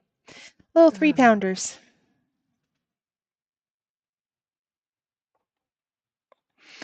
Now you said it's 3 pounds of clay, but how much does the bowl itself? Does it still actually weigh 3 pounds? At the end, no. So my 4 pounds of clay, I was weighing them as they were going into the kiln. They were about 2.5 pounds going into the kiln, which means my 4-pound bowls lost probably about a Almost pound of halfway. water because I probably trimmed about a half a pound of clay off. Maybe. Probably, I don't know, Ah, probably not even that much. But yeah, so they probably lost just over a pound of water before they went into the kiln. So I'm going to weigh them after the bisque kiln, or I'm going to weigh a couple of them at least after the bisque kiln to see how much they weigh after the first kiln. And then I'll weigh them again after I paint them before they go in again. And then I'll weigh mm-hmm, a couple again after I take them out. mm-hmm. Because after that second kiln firing is when they shrink about 10%. I see. So, kind of curious. Which slightly confuses me as to why they would shrink from the heat, because typically, doesn't heat make things expand where cold makes them contract? Um, So if I understand how the kiln firing process works, it's called vitrification. And Oh. it gets rid of all of the space in between all the particles so that even if you have a piece that's unglazed, it still won't absorb water. For Yeah. something to be fully vitrified, I think it has to have less than one. It can't have more than a 1% absorption rate. Hmm. So Yeah, vitrification makes sense because that involves both heating and cooling. yeah, and so a lot of people do a slow cool down, a slow heat, and a slow cool on their Hmm. kiln as they're going through and doing this. Right. And it's an interesting process because it gets it to where you don't have to worry about crystallization. Um,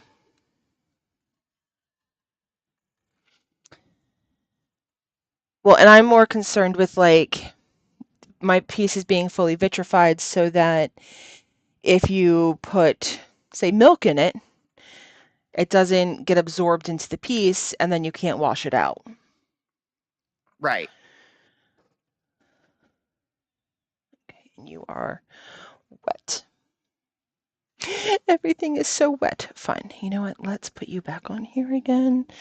Let's turn the heat gun Out of on. out of curiosity, are you familiar with the Japanese technique of if one of their vases or whatever ceramic or whatever materials they're making cracks, they fill the crack in with gold? Yeah, so that's actually like a really intensive process. Um, that if you watch it like truly being done, it's not just gold that they put in there. They have to put in the filler and all of that, and then they overlay it with gold. Right. That would make sense because gold in itself, unless you're using a rather low carat, wouldn't be practical. Right. Um, yeah, that's a really intensive process. And so it's kind of a joke on the pottery forums. They're just like, "Oh, it's broken? That's fine. No problem. Just what is it? It kintsugi can I'm sure I'm saying it wrong, but like they're like, "Oh yeah, just do this." And like it's a joke because it takes like hours of work to do. And you obviously took hours of work to make that piece. Um, Right. but everyone's like, "Oh, because, that's what a lot of people will tell you is, "Oh, well, you can just do that gold thing and it'll be fine." Like, you don't understand how Yeah. that works. Okay.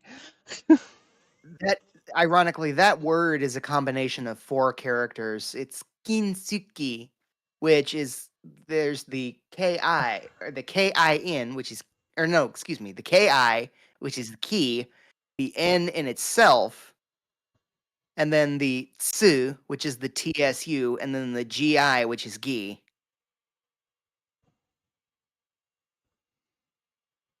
Because in Japanese, the n in itself is its own syllable, Mm. which is interesting.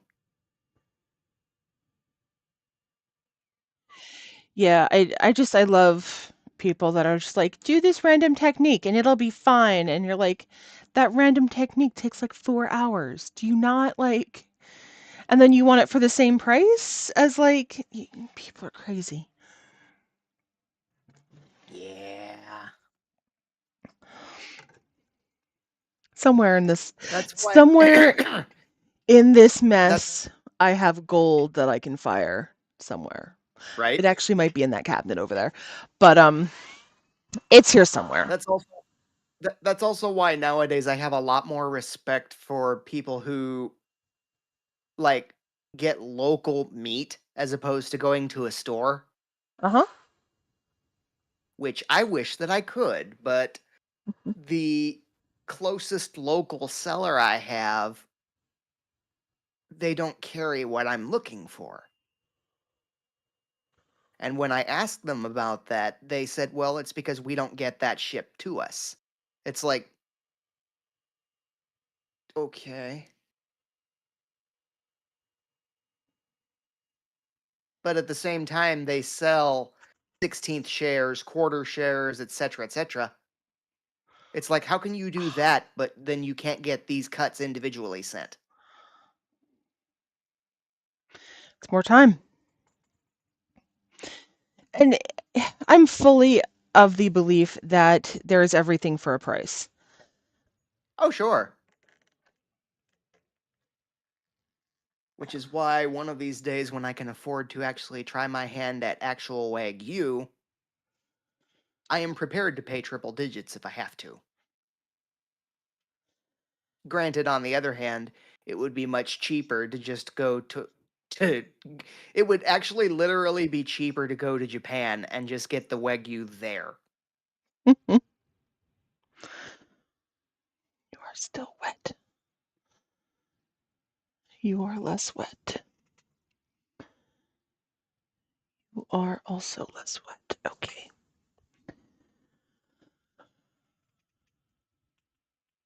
Who are you?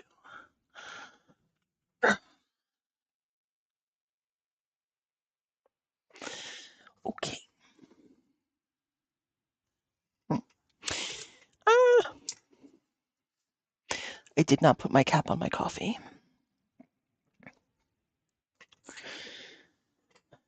I also have 3 coffee cups down here, plus my bottle of cold brew. I am a hoarder of the mugs.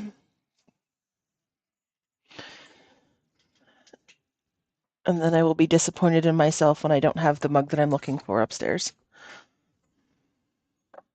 These aren't the mugs you're looking for. Oh, my mimic mug is upstairs.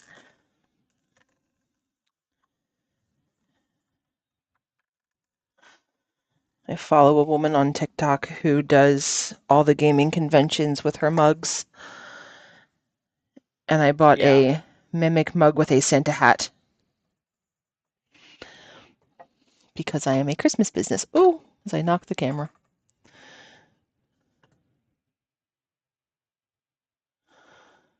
Okay, still kind. Love her. She's awesome. And then I went to the Christmas market that we do in Harrisburg, and I bought that mug, which Mike promptly named my coffee stein.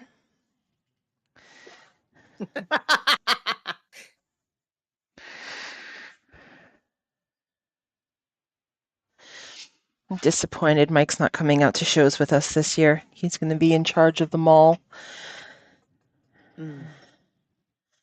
for us. So we're going to be taking a couple other people. But my cousin got a real job. So now we need someone reliable for the mall. Why do I get the impression real job was in air quotes? No, I'm really proud of her. She's got like benefits and 401k and real hours and no, I'm super proud of her. Nice. Yeah. What does Um, she do, if I may? she is she is in charge of 16 question mark local truckers and their routes. And if something happens on their routes, she is responsible for getting them the things they need, which might include her driving her ass out there to get them an extra tire or get them the part they need or the paperwork they need or whatever. Um, Huh. yeah. Yeah. So that is what she's doing now.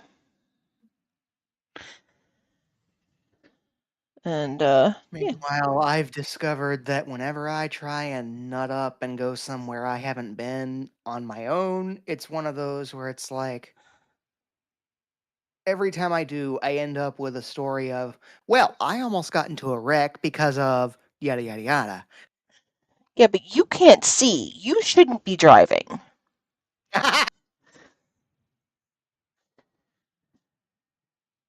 There's a big difference there.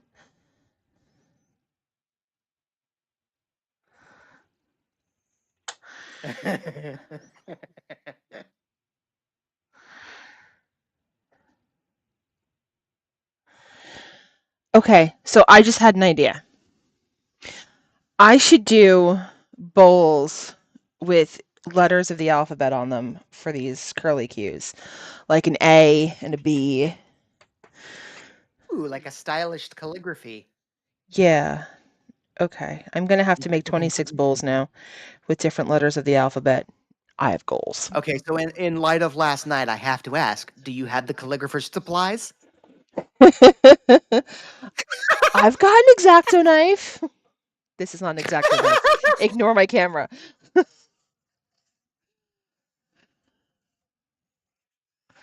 This is in fact a construction scraper. Ignore the camera. Fair.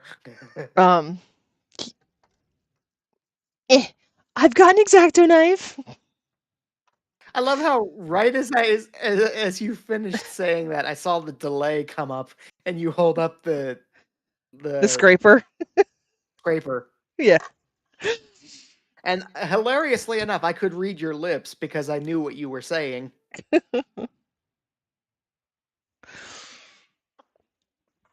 Oh, Reading lips is one of those things where it's like I understand how to do it, hmm. but I am not what I would call competent at it, especially not if somebody is speaking quickly. If you ever get a chance, you should totally check out bad lip reading. Yeah, I've seen some of those videos. Oh my god. They make me happy. Yeah.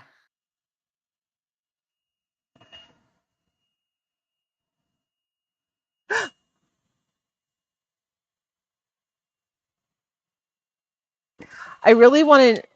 I really want to know if I know who Visceral Gaming is now.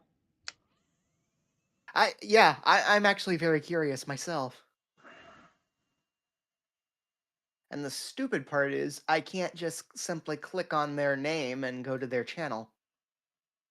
Because if I click on them, all it does is give me the option to report or block them, and I don't want to do that.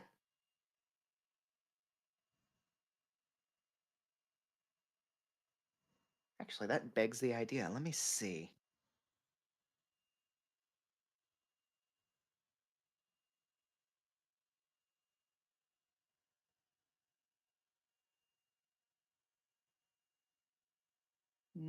No, that is not the same. That's interesting. There is a channel by that name, but the thumbnail's different.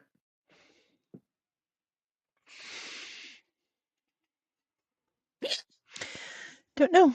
Wish I knew who they were. And it begs the question. I'm under the impression they are not currently in chat. Otherwise, they would likely be answering. Yeah, that would be my assumption as well. I would have to scroll up to see how many people are watching right now. I also don't know if they were Right. watching on Twitch or if they are. Nope, they were watching on YouTube. Yeah, that's how it showed up in the YouTube chat. That's the only reason I even knew about it.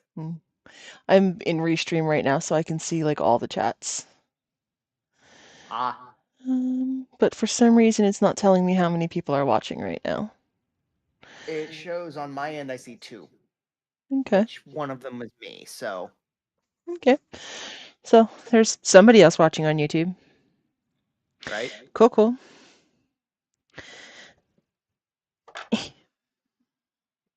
Now, whether that's Gary or not, I don't know.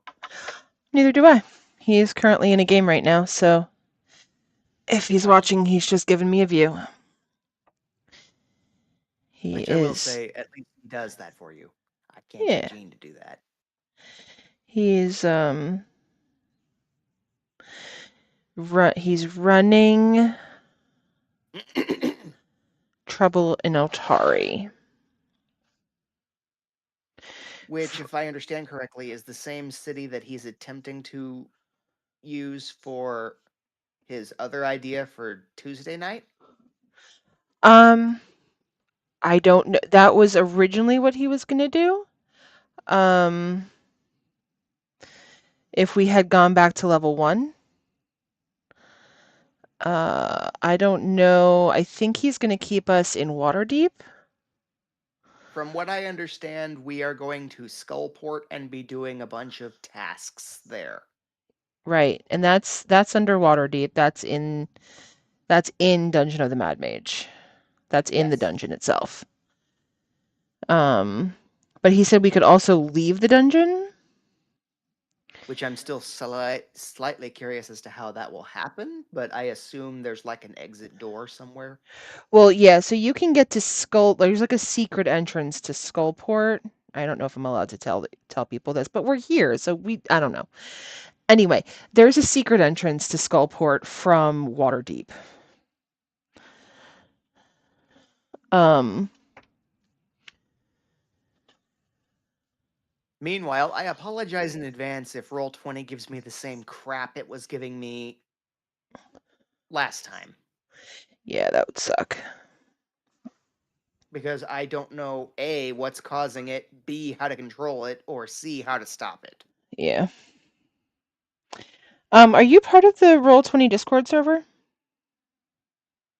Am I. Come again? Are you part of the Roll20 Discord server? If I am, I'm unaware of it. How would I. Where would I. I don't think so. I would Google the Roll20 Discord server, join it, and then tell them the problem you're having, and I'm sure that there are 100 people on there willing to help out.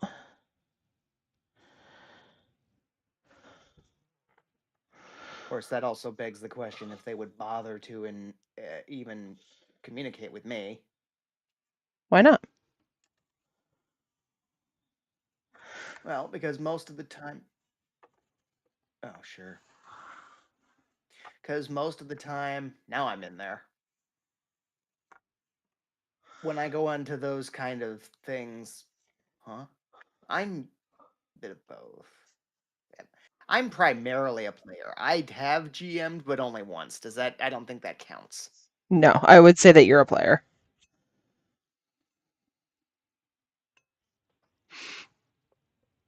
Am I interested in?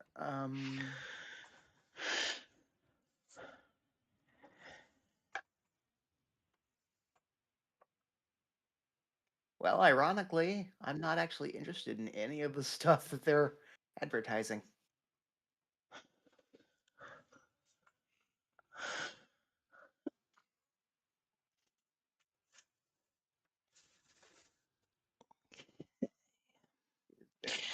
I have 3 left and it's 4:15. Not bad, not bad. Now we just gotta get the stuff to dry.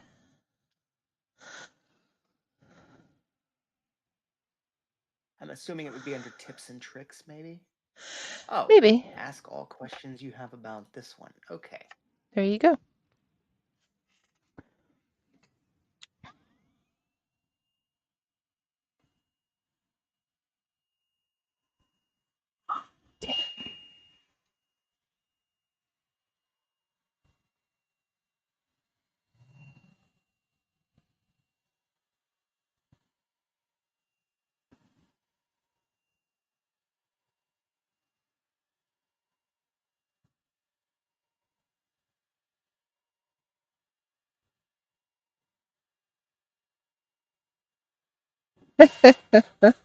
All right. So again, we are unofficially sponsored today by Stock Cold Brew Decaf. Is decaf cold brew contradictory? Yes. But we made it anyway, while keeping it bold, smooth, and full of flavor, because the best time to drink coffee is all the time. After lunch, before Right. bed, and whenever you feel like it, without the urge to run an ultra marathon, or a regular marathon, or run at all, really. This cold brew has no curfew. Recognize that brand.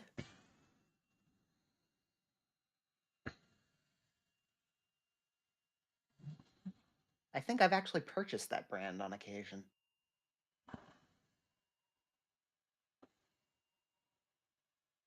Although I mispronounced it, I called it Stoke.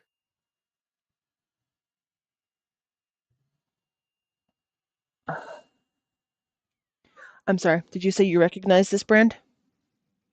Yes, I did. I Okay. recognized it. I've sold that brand before. Okay.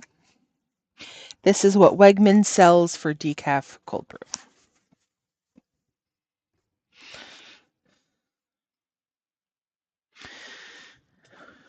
Your bottle of endless coffee.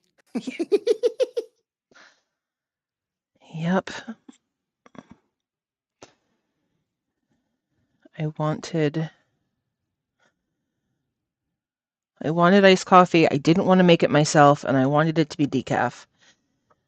And this one is really good. I would buy this one again.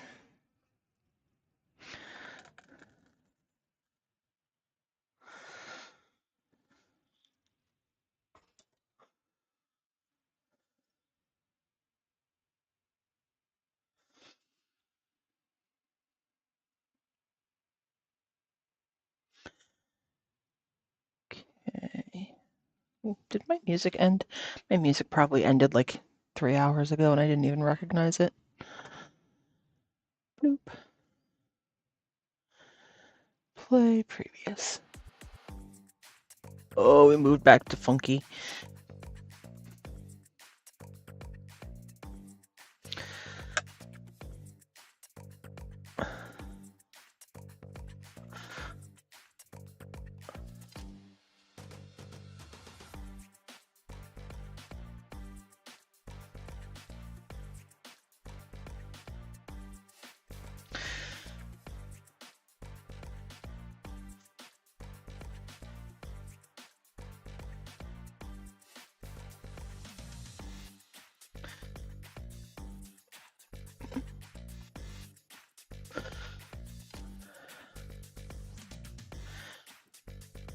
Yeah, I have no idea how far you guys are going to get today.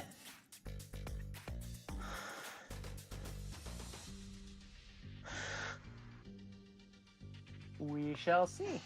Yeah.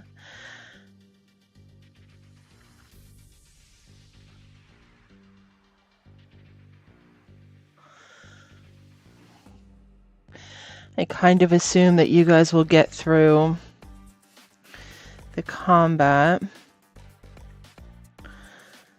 and then you'll either be preparing to rescue Theo next time, or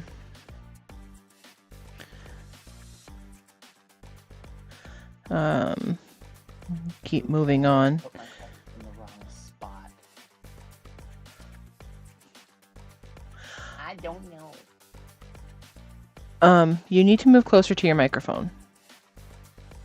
Huh? Oh, I'm thinking out loud. I finally realized I think I might have put my question in the wrong spot, but I'm not sure.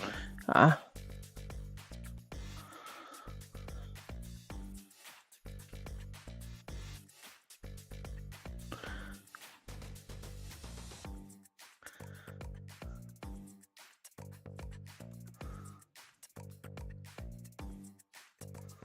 I'm just worried now that I'm going to get a bazillion Discord notifications because I'm in a community server. And it's like, Oh, just mute all the channels you don't want to hear from. yeah, that's what I do.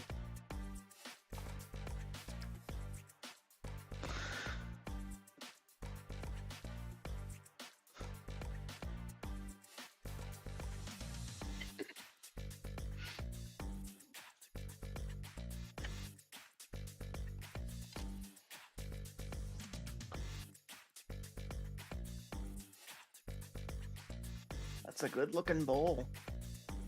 Thank you.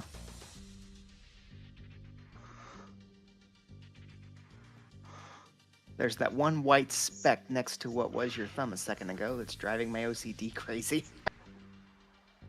But it's gone now.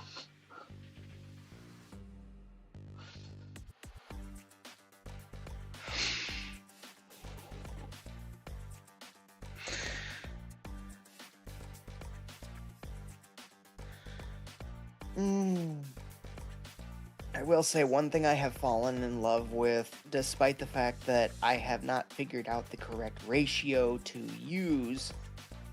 As a result, sometimes they stick to the pan somehow, is I love frying eggs in Wagyu fat. Oh, that's fair. I always used to have a container of bacon fat sitting I have on. one of those too.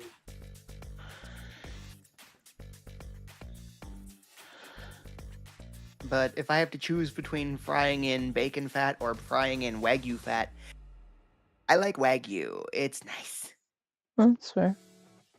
I haven't tested frying eggs in bacon fat.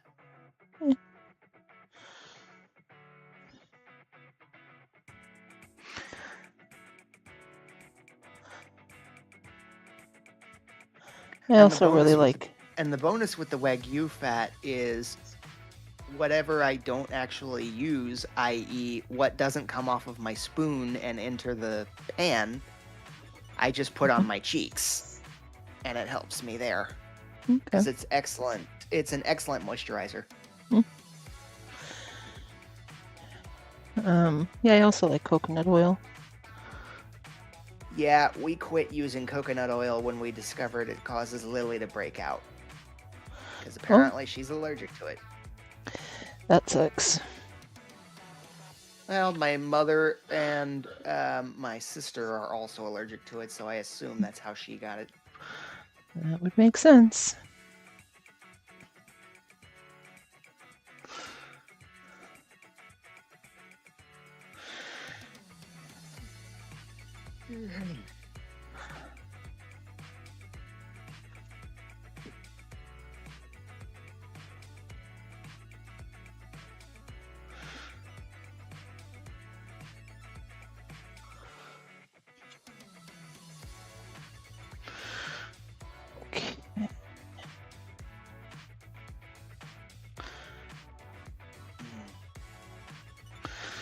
Do they have Papa John's where you are?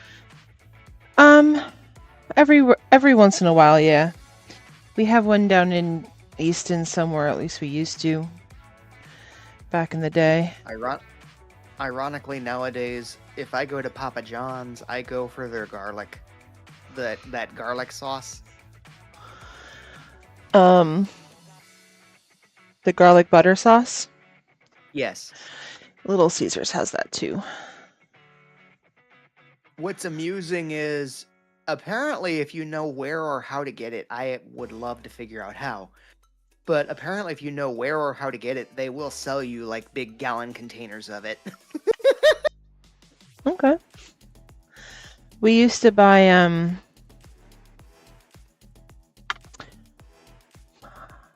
hot mustard sauce, I think, from McDonald's. Oh yeah? Yeah. In a perfect world, I would do that with Arby's spicy 3-pepper sauce, but unfortunately, they are discontinuing it. And I don't think if I went to my local Arby's and asked, hey, give me every 3-pepper sauce packet you've got, they would be willing to actually do that. They may. They'll charge you for it, but they may.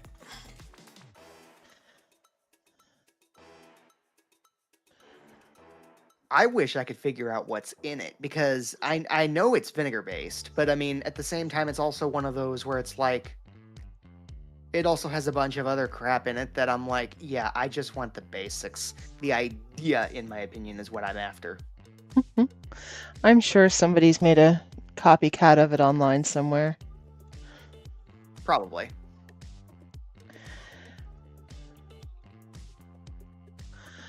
I saw a couple on YouTube, but what was ironic was neither of them involved vinegar. So I'm like, okay, where are you getting the where are you getting your source for ingredients is what I want to know. Well, we probably just made it Because up. if you look, possibly, because if you look on the back of the sauce packet, it has the ingredients list, and one of the main ingredients is vinegar. So I'm thinking, what are you substituting for vinegar to get the copycat effect? Mm-hmm. Yep.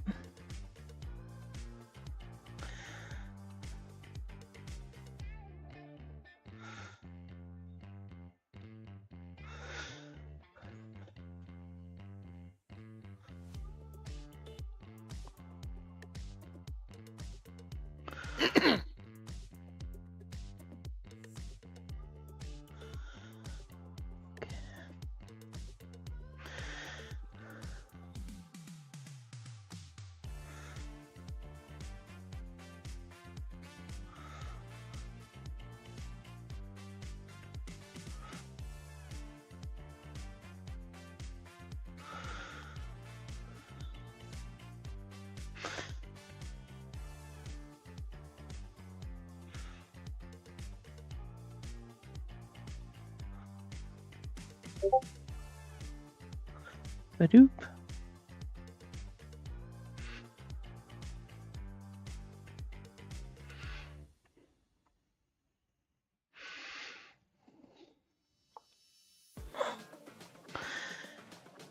Okay.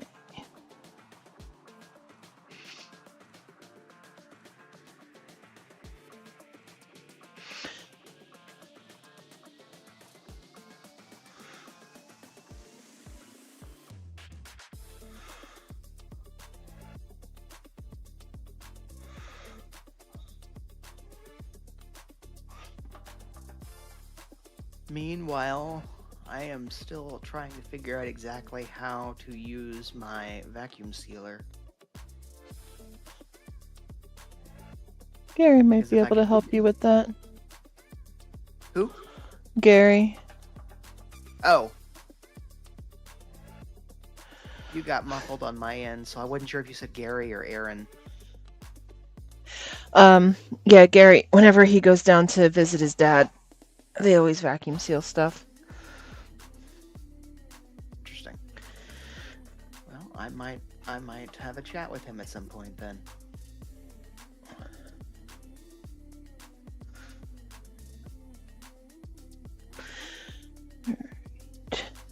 Because if I can figure out how to use it properly, I've got some New York strips in my freezer I want to dry age.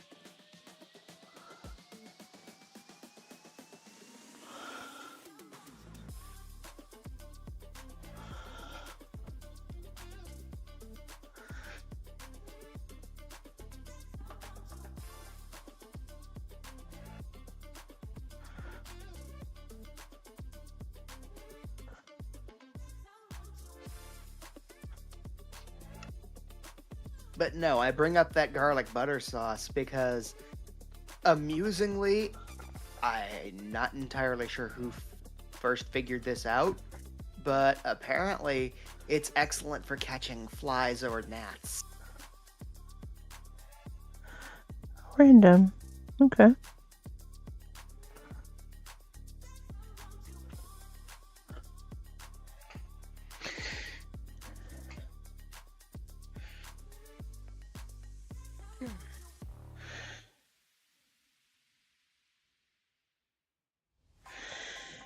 Okay.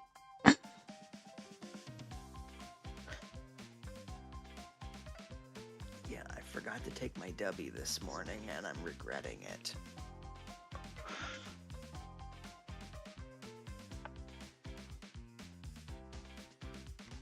You know? I might just go make some coffee. My coffee's gone. I do find it amusing that a lot of times decaf coffee, surprisingly, wakes me up.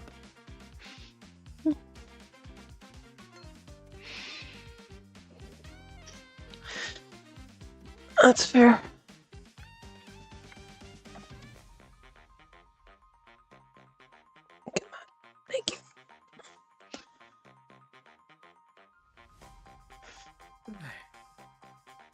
Okay. I'll be right back.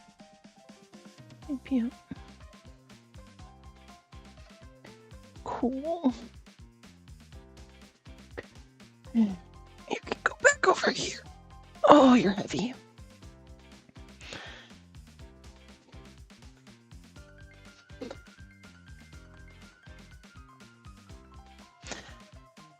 I don't even know how much I paid for this, but I feel like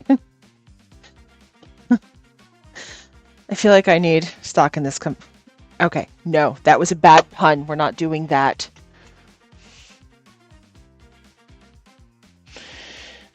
I am not a. I am no.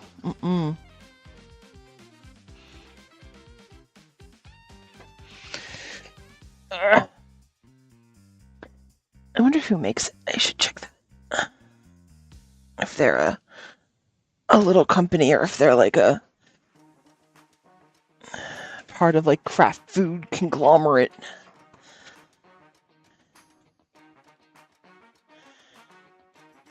Rainforest Alliance, People and Nature.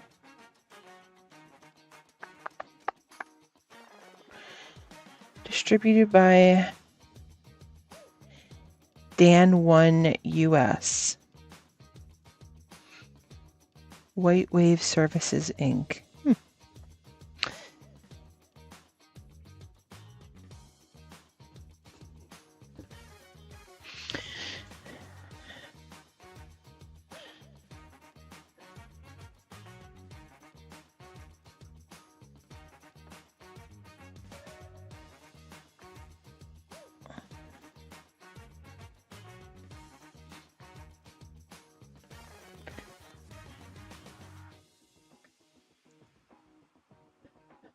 This is my last one.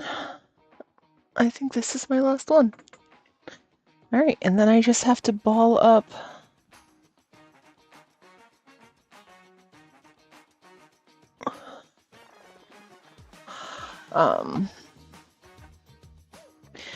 I just have to ball up all of my reclaim.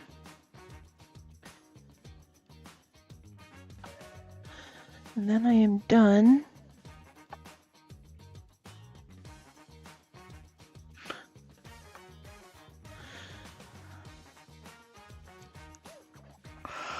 Okay, so I'm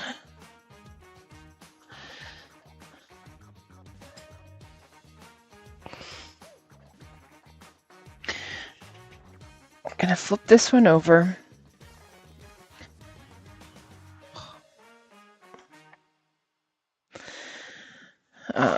This one we're definitely gonna trim it. We're gonna hit it with the heat gun.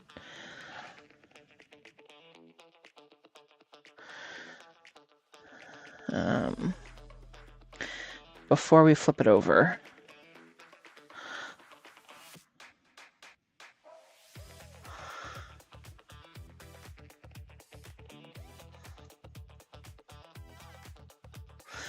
And this one we're going to leave right on here after we flip it over, because this is the last one that I have. There's no reason to move it again.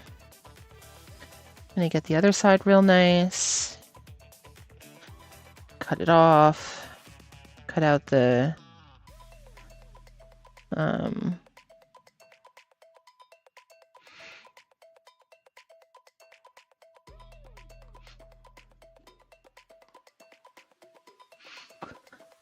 cut out the spiral.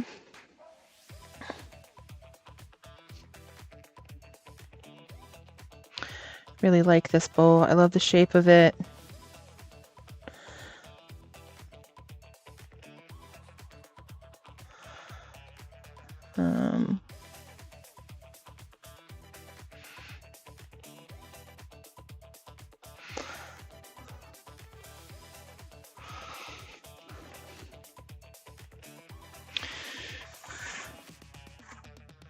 I'm a little concerned about that. Oh, we're going to hit it with the heat gun first. Come on, Allie. Do the thing you're supposed to do.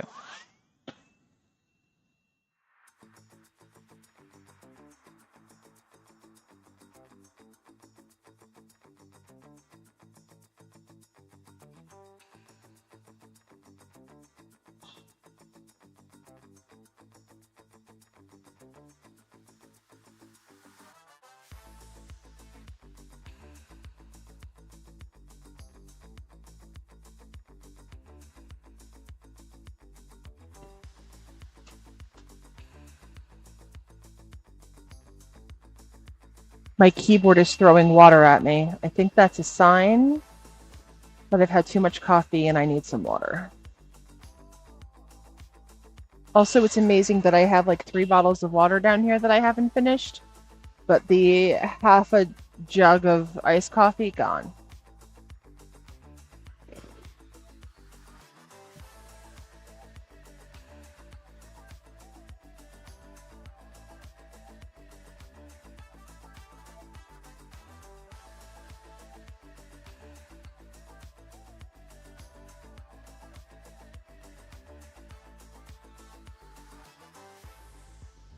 So what's happening right now is I'm taking all the water off of like the outside layer of this clay,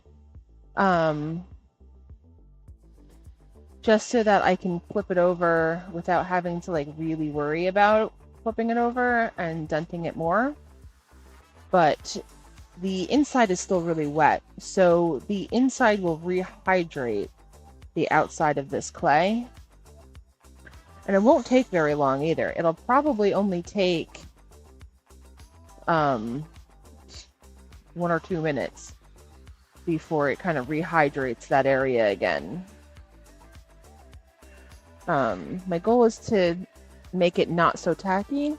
Still a little tacky right there, but it's okay. We're gonna do a quick flip.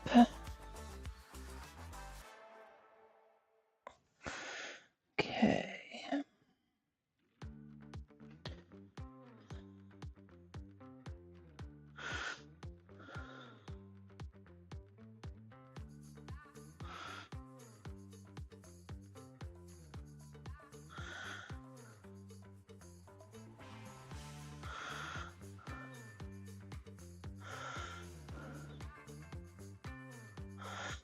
All right.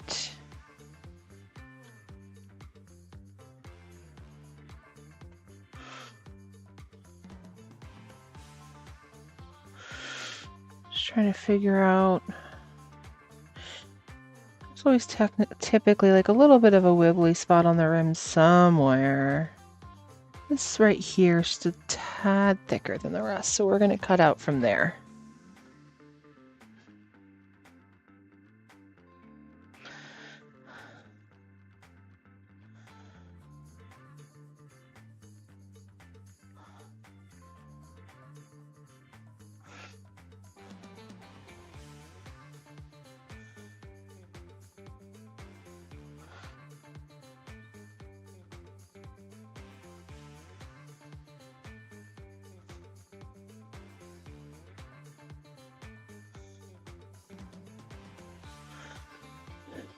Okay. A big loop-de-loop.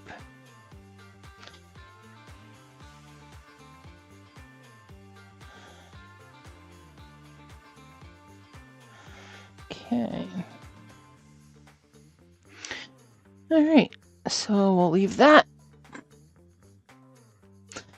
right on here, and I'm going to move it right over to that chair,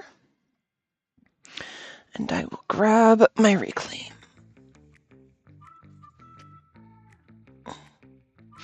Actually, I'll put this on the table.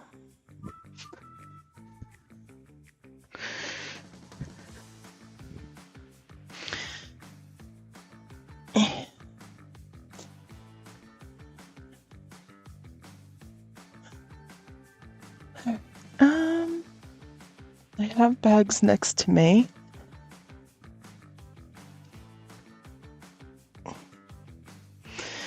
I think we're going to go with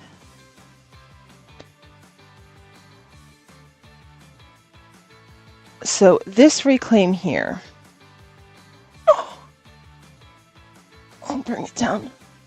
This reclaim here is still just too wet for us to do anything with. So I'm going to take one of these bags over here.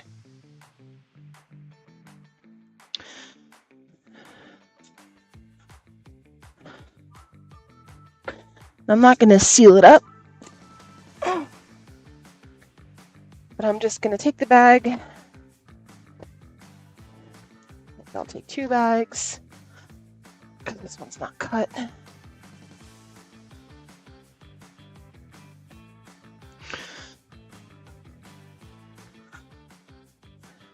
And, oh, and of course this one's cut, whatever.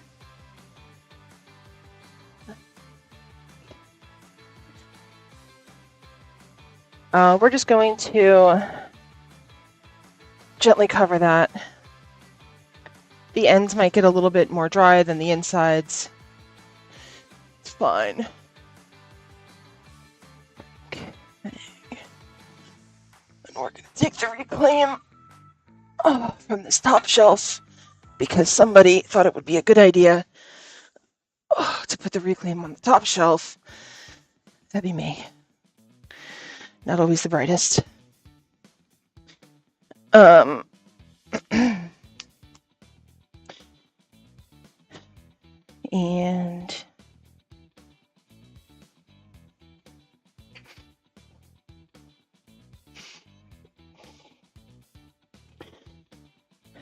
okay.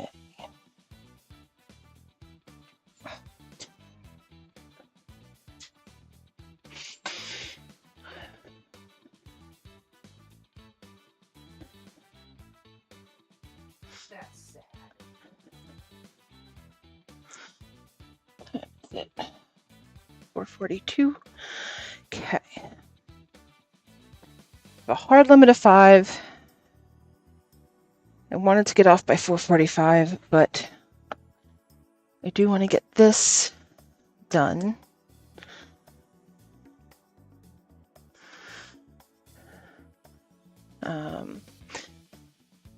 Because I don't want to try to cram this in between dinner and game tonight. I'd like to be able to shut down the computer and turn off the lights and be done in the basement for the week.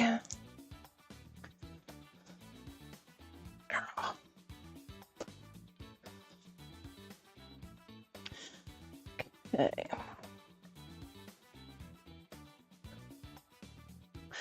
So some of this is hard and some of this is mushy.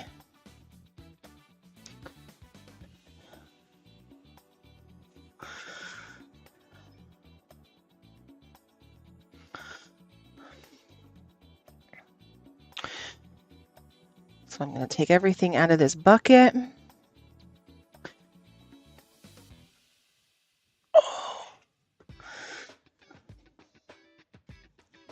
Because I also have a bucket of reclaim that is started.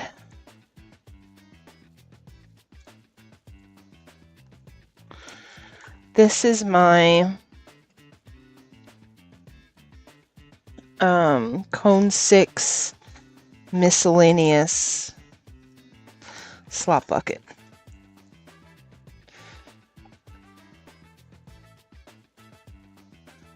So it contains all standard clay company clays, Umbria, Buff, and clay or white, which I'm not a fan of throwing with clay or white. And I've recognized that if I don't do a really good wedging, the clay or white makes the rest of the clay in this bucket. It leaves hard lumps in the clay when everything else is like nice and soft to work with. The clay or white leaves rude hard lumps.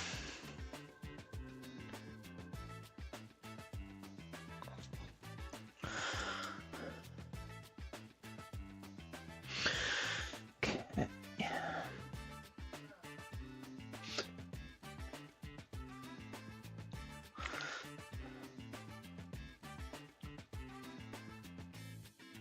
Does this have... No, that's too wet. Okay.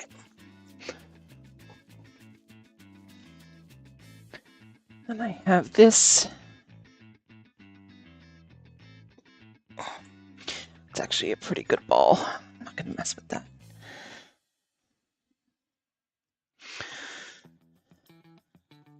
Okay. So I'm going to use this handy dandy little thing. That would be my hair. Blood, sweat, tears, and apparently also hair go into my pieces. Don't worry, that would fire right out in the kiln.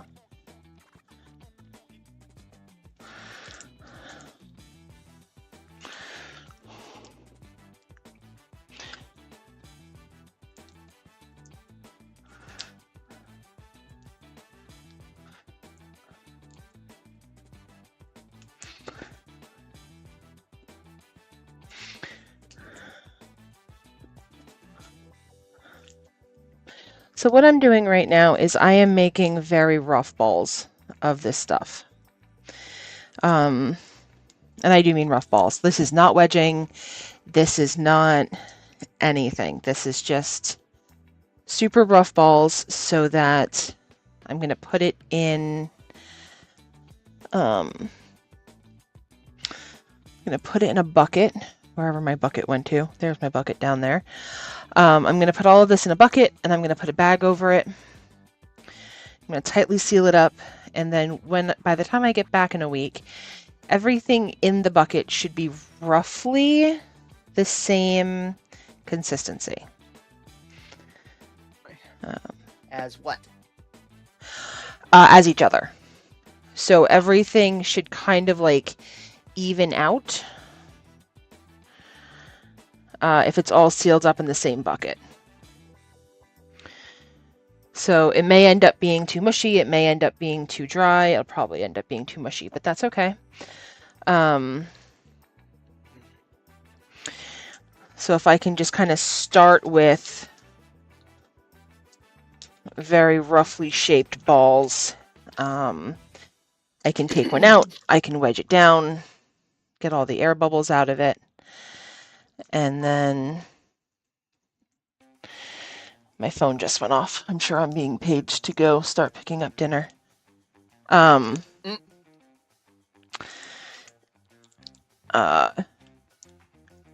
yeah, by the time I get back, the hard bits will have taken the water from the soft bits, and everything should be roughly the same consistency. So that is the goal.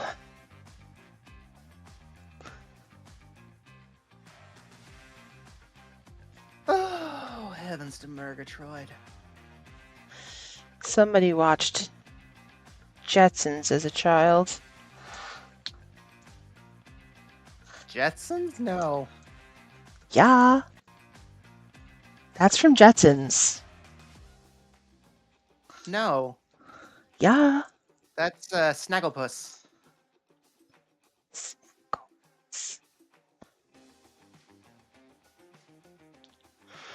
What is that? Yogi Bear. Oh. Heavens Okay. to Murgatroyd! Okay. I could be wrong with that. I feel like somebody also said that in the Jetsons, but that's all Hanna-Barbera, so that's also fair. That's fair. I will say, for what it's worth, I have not actually gotten to... Excuse me? I want to look at this recipe. I have not actually gotten to watch the Jetsons. I have read a story rendition of an episode, but Okay. I've never actually gotten to see the show. Okay, that's fair.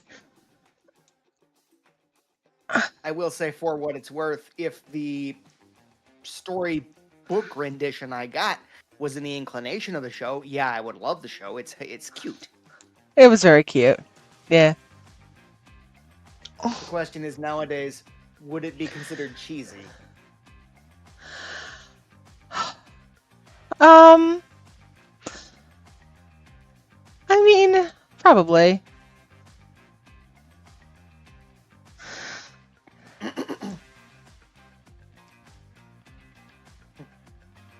I'm gonna break up all these dry bits as much as I can.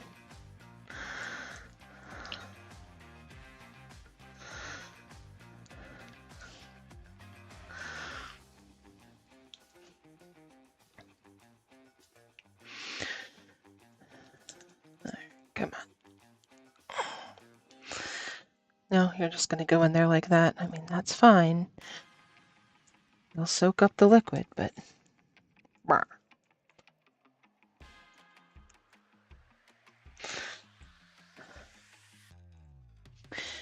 Okay.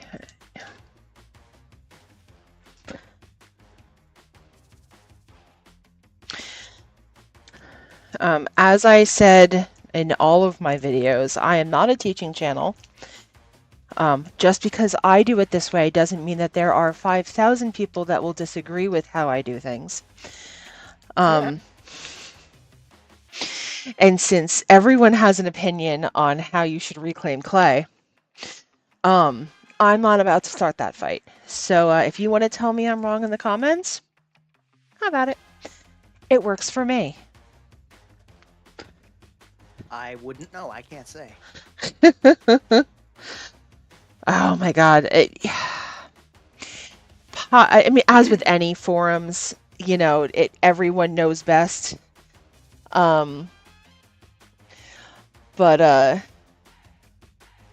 the amount of people on pottery forums that are just like, that won't work. You can't do it that way. And the amount of people that are just like, yeah, well, I do. So move the fuck on, lady. It's kind of funny. Yeah. And you know what you should do? Oh, go ahead. You should make some. You should make some J.K. Rowling themed stuff and call it Harry Pottery. I'm not in the mood to get sued. I already get copyright craziness with just trying to play music. That's fair. I met a woman on one of the forums who was just like, hey, I'm so excited. I just got a kiln. I have no idea how to use it. Can someone help me? And like 3/4 of the posts were buy a fucking manual. And I'm like, wow. Yeah, no. Rude. I've read my kiln manual and I'm pretty sure that I couldn't start my old kiln by reading that manual. Like, so I sent her a private message and I'm like, hey, I see the feedback that you're getting. I have that kiln pretty much. You know, third generation ceramist, blah, blah, blah. If you don't appreciate direct messages, just tell me or block me. Either way, I'm good. But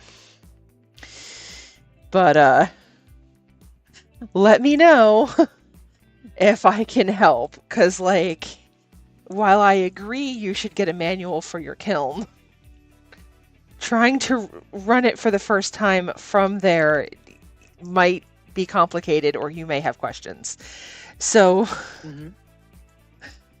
if you're interested in someone, you know, walking you through it and or you just going on a video call and watching me start mine, like, just let me know. So we went back and forth a bunch. She was so sweet. She's like, I haven't gotten the electric done yet. I'm like, cool. When you get the electric done, let me know and I will gladly do a video call with you and you can see how I start mine and I can make sure that, you know, you get yours up and running and whatnot. But right. Yeah, they're like, you need to pay a kiln technician to come out to look over your entire kiln to make sure it works. And I'm like, no, that's a $2,000 expense that you don't need. If it doesn't work and you can't fix it, then yeah, maybe. But like, oh, can we not start there? Like,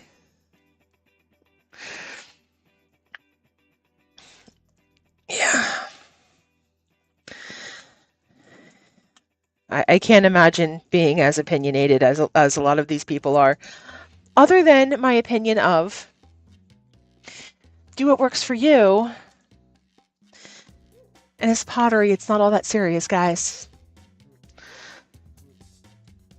Although don't do the electrical yourself. Hire a licensed electrician. Yeah, no. I don't dare do electric work myself. Yeah, you're running a 220. No, just hire the electrician. Just don't do that yourself. Let's not burn down houses now. No, you'd be.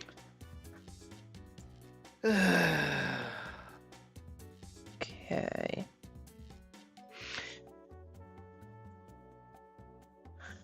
So I said I wasn't going to come back down today, but I think I'm going to let these set up so that the outsides dry a little bit before putting them in the bucket. Because they're going to eventually stick together, but let's not have them like permanently mold together. All right. Well, if you followed along this far, I am officially halfway through my 100 yarn bowls in 30-day challenge. I will be back on June 23rd with the report of how everything has dried and hopefully that I've run my kiln the night prior and you can start seeing the stuff coming out of the first kiln.